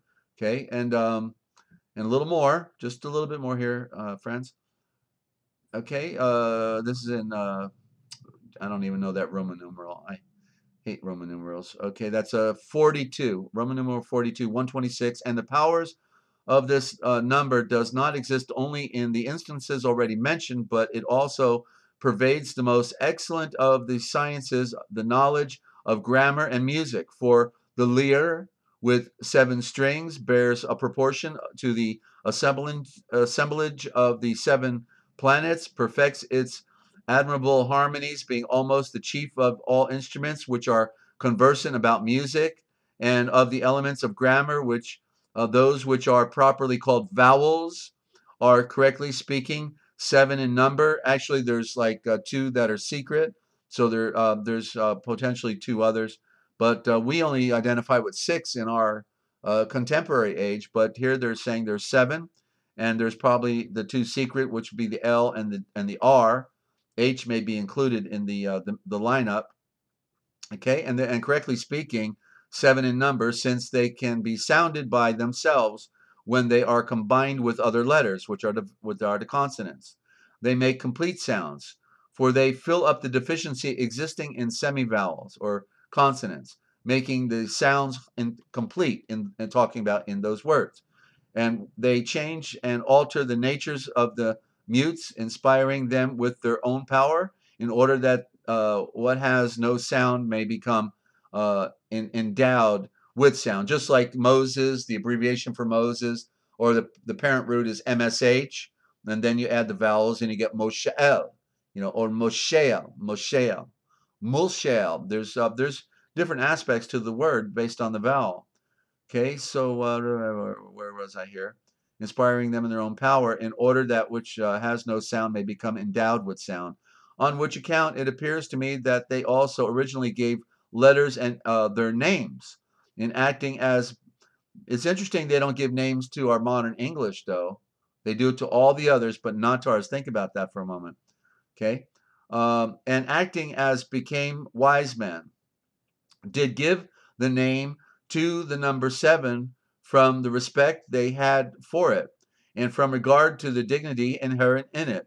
But the Romans, adding the letter S, which had been omitted by the Greeks, shows still more conspicuously the correct etymological meaning of the word, calling it septum, as derived from the semnos, venerable, as has been said before, and from sembesmos, veneration. Okay, so I'll leave it right there. I just thought that you would all find that rather interesting. Okay, and that's out of Philo. Philo, the greatest commentator of the Old Covenant and New Testament philosophy of all time, and that's the only one I would ever care to read. The only commentary ever. Okay.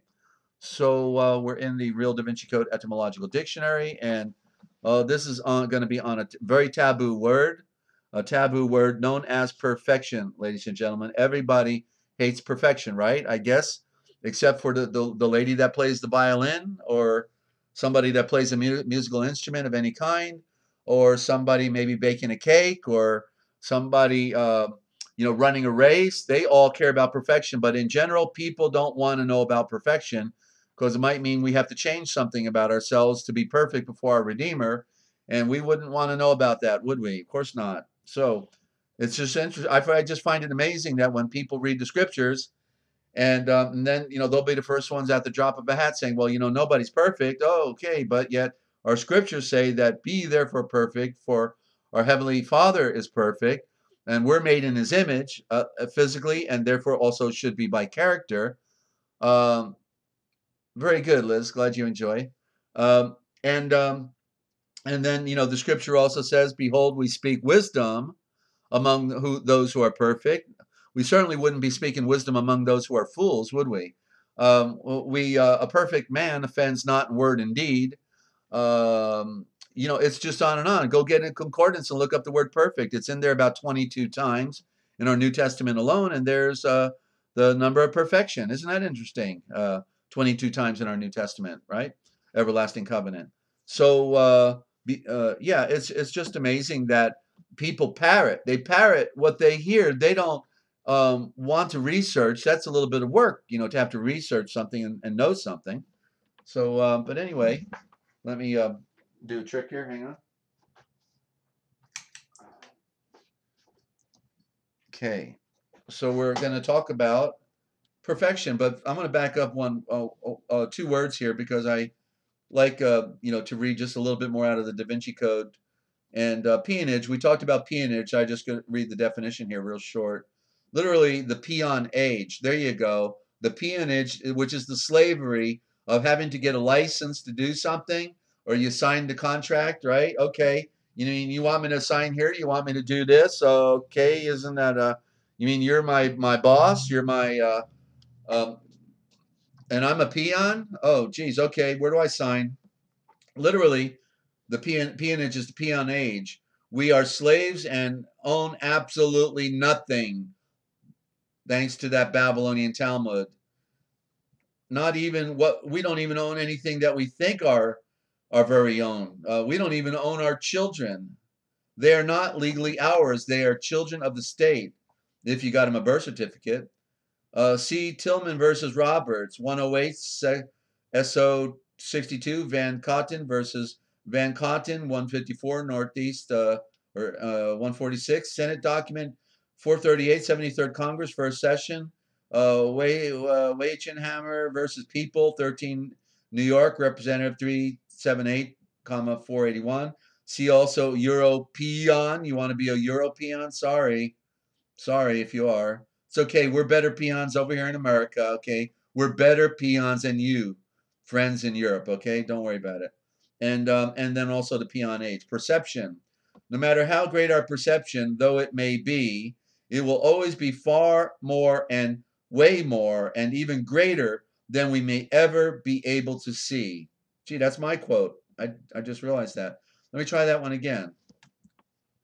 No matter how great our perception, though it may always be far more and way more and even greater, okay, than we may ever be able to see.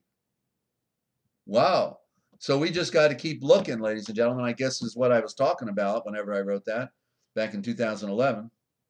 Okay. So now on perfect. Here we go. Literally whole or complete, or in the original thought, the old breath. So perfection has to do with the perfect breath and being a perfect upright character, which was a very rare thing in ancient time and even today, right? Okay, a perfect ion, literally the whole, or original thought, the old breath again. Interesting. C whole, HOLE, ion, old breath, the perfection.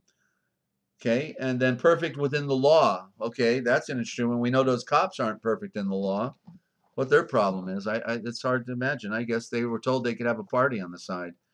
Perfect with the law, perfect within the pure shelter. That's the original for law. It's a correct root and original thought for righteousness. Okay, so well, actually, more correctly than perfect in the law is perfect in the light. Perfection is, or righteousness is perfect in the light. See old breath. Perfect in the pure shelter of the divine law, perfection in nature, and perfection in light.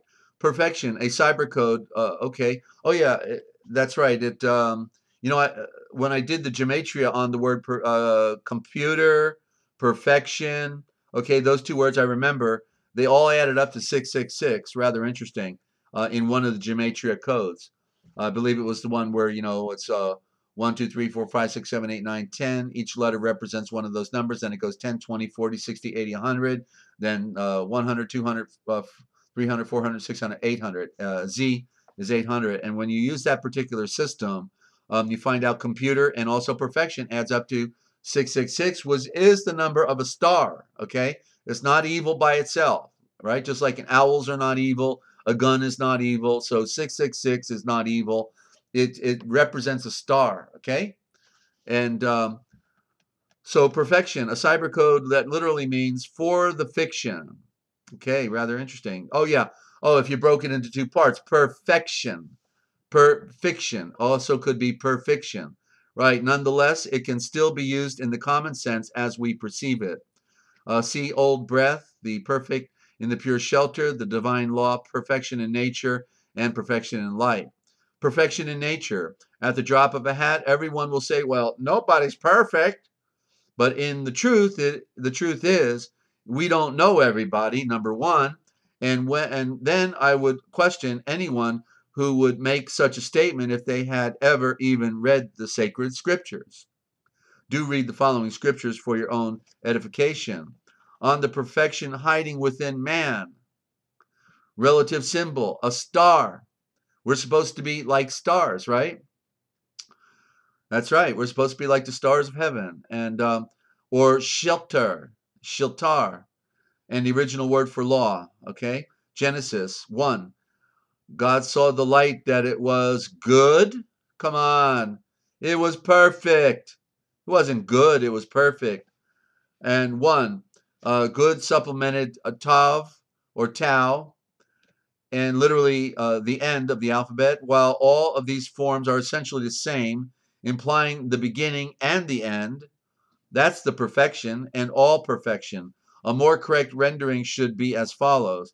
It is the complete light of all perfection with no aspect of creation that has a lack for anything at all. And Yaltsar was the word that was used for good. And Yaltsar means you tell me what's lacking. It's without number. It's infinite. Infinite. Hey, Fairy Frequency, good to have you. Yes. Is this your first time here? I don't remember if you've been here before, but good to have you. I have a lot of wonderful friends here. And buckle in, okay? Because we really go for a ride here. And we go where no one else is going for some reason. Okay. And so Noah, regarding Noah, also known as Noe, in the Septuagint, Noe, but he's really Nova, which means a new star, and he was perfect. Genesis 6:9. These are the generations of Nova. Nova was a just blood of the earth and perfect in his generations. Nova walked with Yahweh, who is the great Elohim. Regarding Brahim, or of Avraham, the ram of the V, or Abraham, Genesis 17:1. And when Vram was 90 years old and 9, Yahweh appeared to Vram and breathed unto him, I am the, and that's a code word in itself right there, Almighty. And Almighty is the all-seeing eye of the return. And that's why you always find it in capital letters in many of the translations, because they know it's a code. Okay, it's 4 words in one. And I am Yahweh, the all-seeing eye of the return. Walk before me, and you must be perfect. Okay, that sounds pretty affirmative.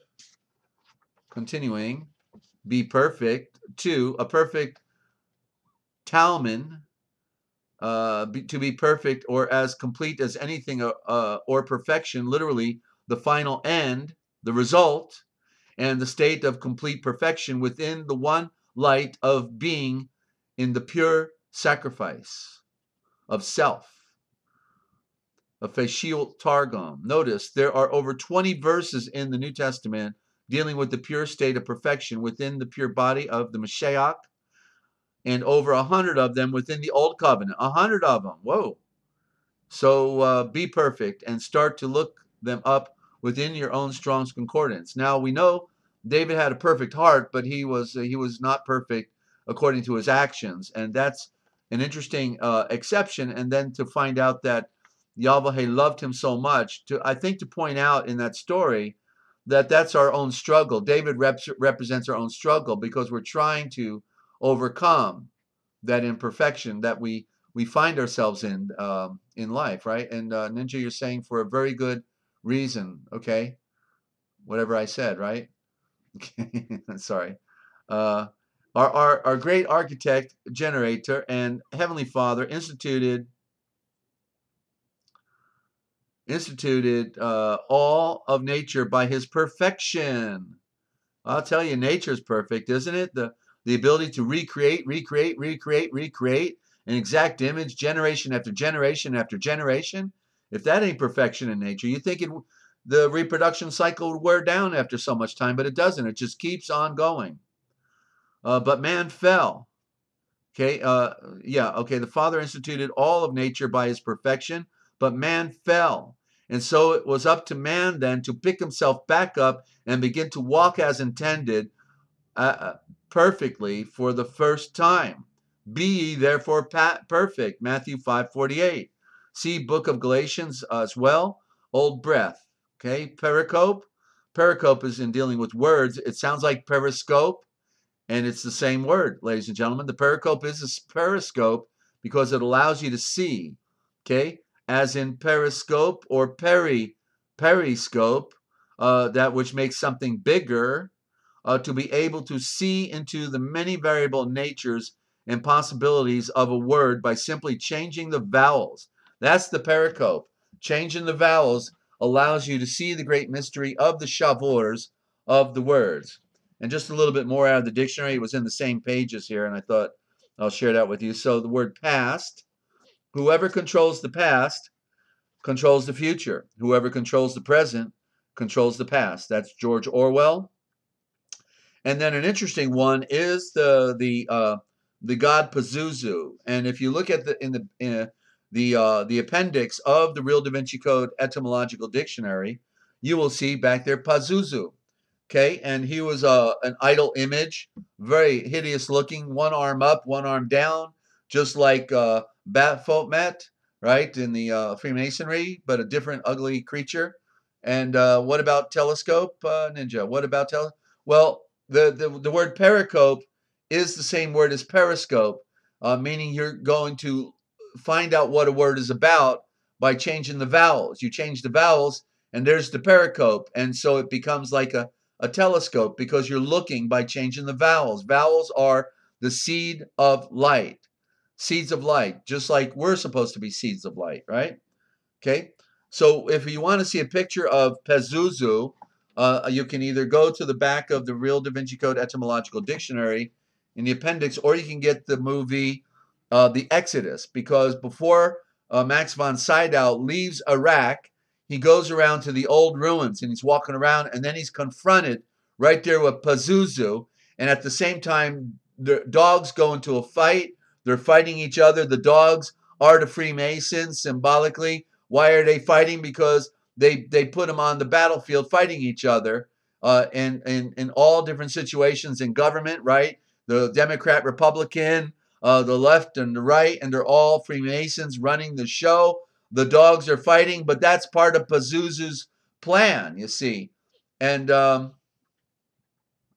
way to go, Ninja. And so you can watch the movie The Exorcist, and then Max von Sydow goes right up there, and at the same time you'll see in the movie the statue actually has a giant phallus, which is a serpent. Okay, so they're telling you right there the creation story with Pazuzu having a sexual organ that's in the shape of a snake, you know, and but nobody ever gets the picture when they're reading the child's tale, because they don't give us the child's tale correctly. So Pazuzu, let me take another sip here and we'll be on the definition. Right. And you are tuned in right here to the realpublicradio.net, Free America Radio Network, and I'm your host, Desert Owl, bird who sees in the night, for those of you just tuning in for the first time, wherever you are around the world, as this thing is being recorded as well. And love to hear from you. And if you have a comment or a question, that's why we've got a phone, okay? 608-566-7295. That's 608-566-7295. And so Pazuzu is the king of the demons, and the demon is means the dark natures. Okay, Liz, you're heading out. Hate to leave, but I got to go to bed. Gee, jeepers. Yeah, I guess you're really a late night lady. So thank you, Liz. Honored to have you.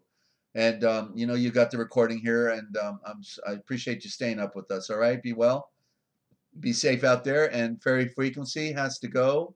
Okay, bedtime there as well. Where are you at, Fairy Frequency? Are you in the U.S. or are you outside the U.S.? Love to know.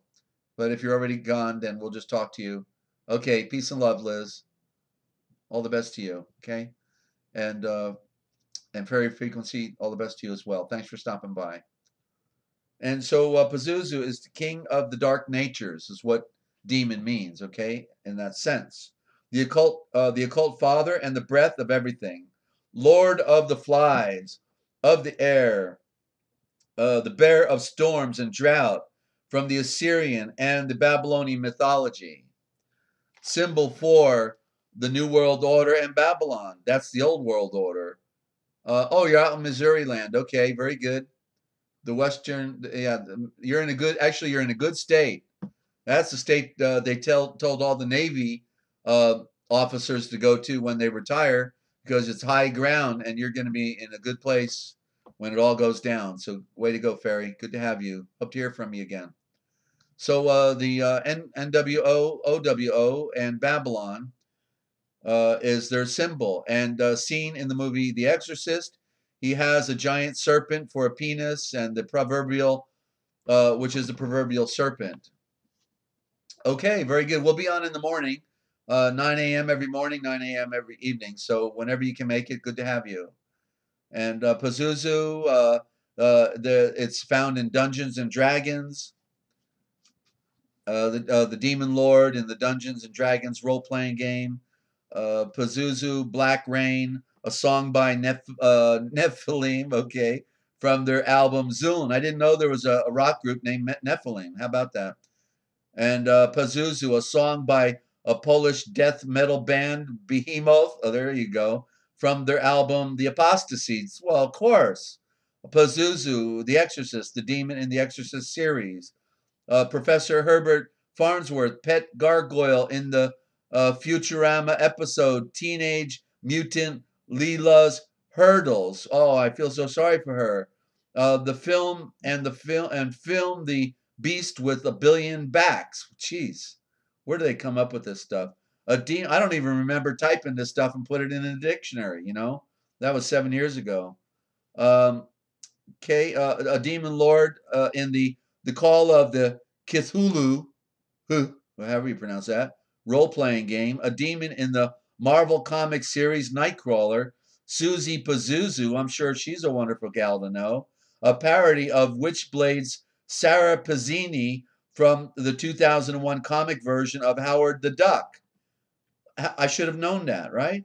A giant demon-like monster from Ultraman Gia that can create storms with his horns, no doubt.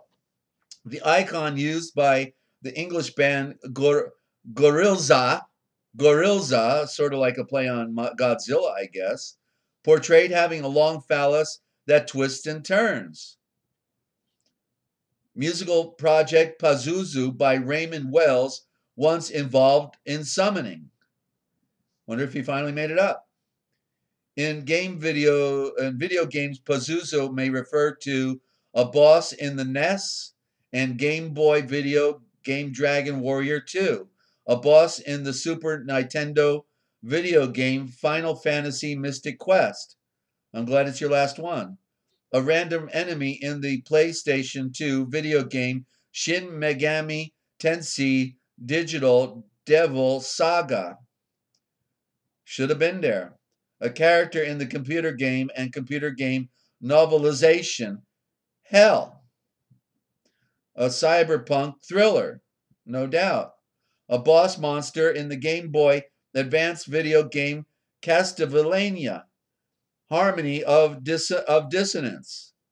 That's an oxymoron.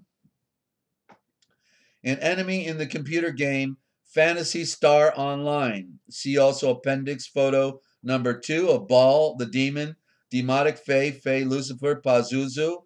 Appendix number 2 and mini Pictionary number 8 in the Real Da Vinci Code Etymological Dictionary.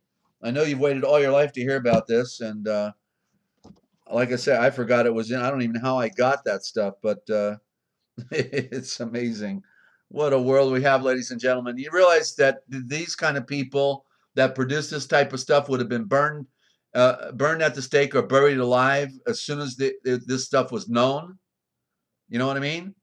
That they didn't tolerate this stuff in ancient time, you know? But now we got to have it shoved down our throat because Bhagwan Gandhi Rashish is in charge of the White House and the Capitol, and what they say goes, basically, right? And it's shoved down your nose. Oh, they got the cocaine. That's right. George Green pointed that one out while they were all hanging around a conference table snorting cocaine, including with Ted Kennedy, the womanizer of all time.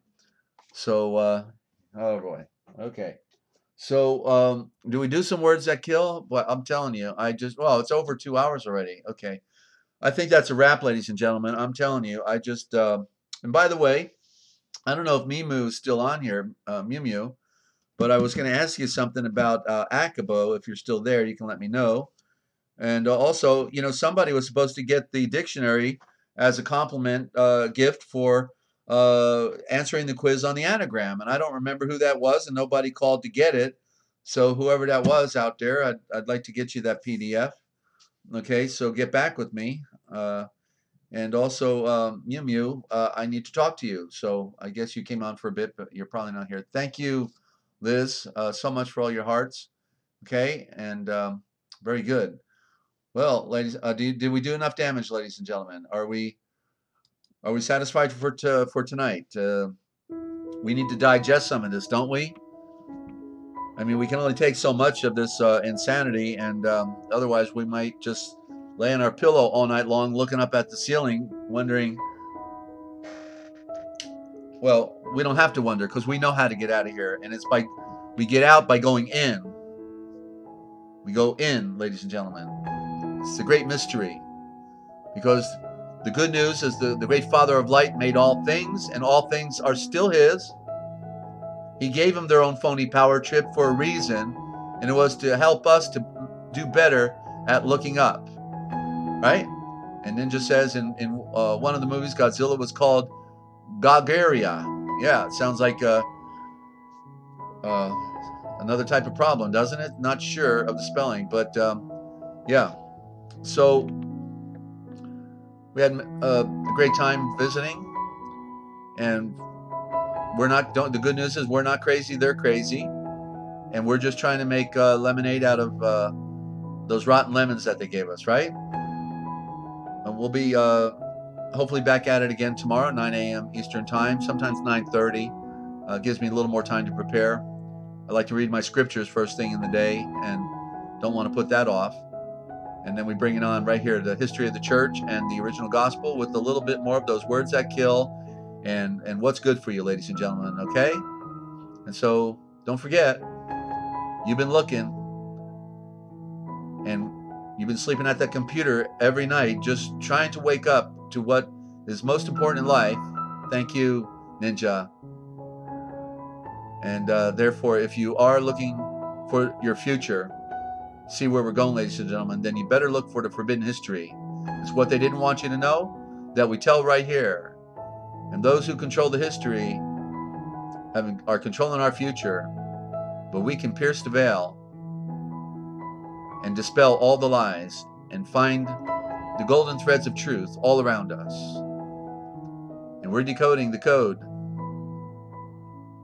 in our sacred scriptures, in the political, in the legal, and we're being set free. I'm Desert Owl, thanking you for tuning in. Look for you on the other side. Be safe out there. Thank you. You did tell your friends, right? Okay, well, thank you for doing that. After all, you wanted to know. I wanted to know. Okay?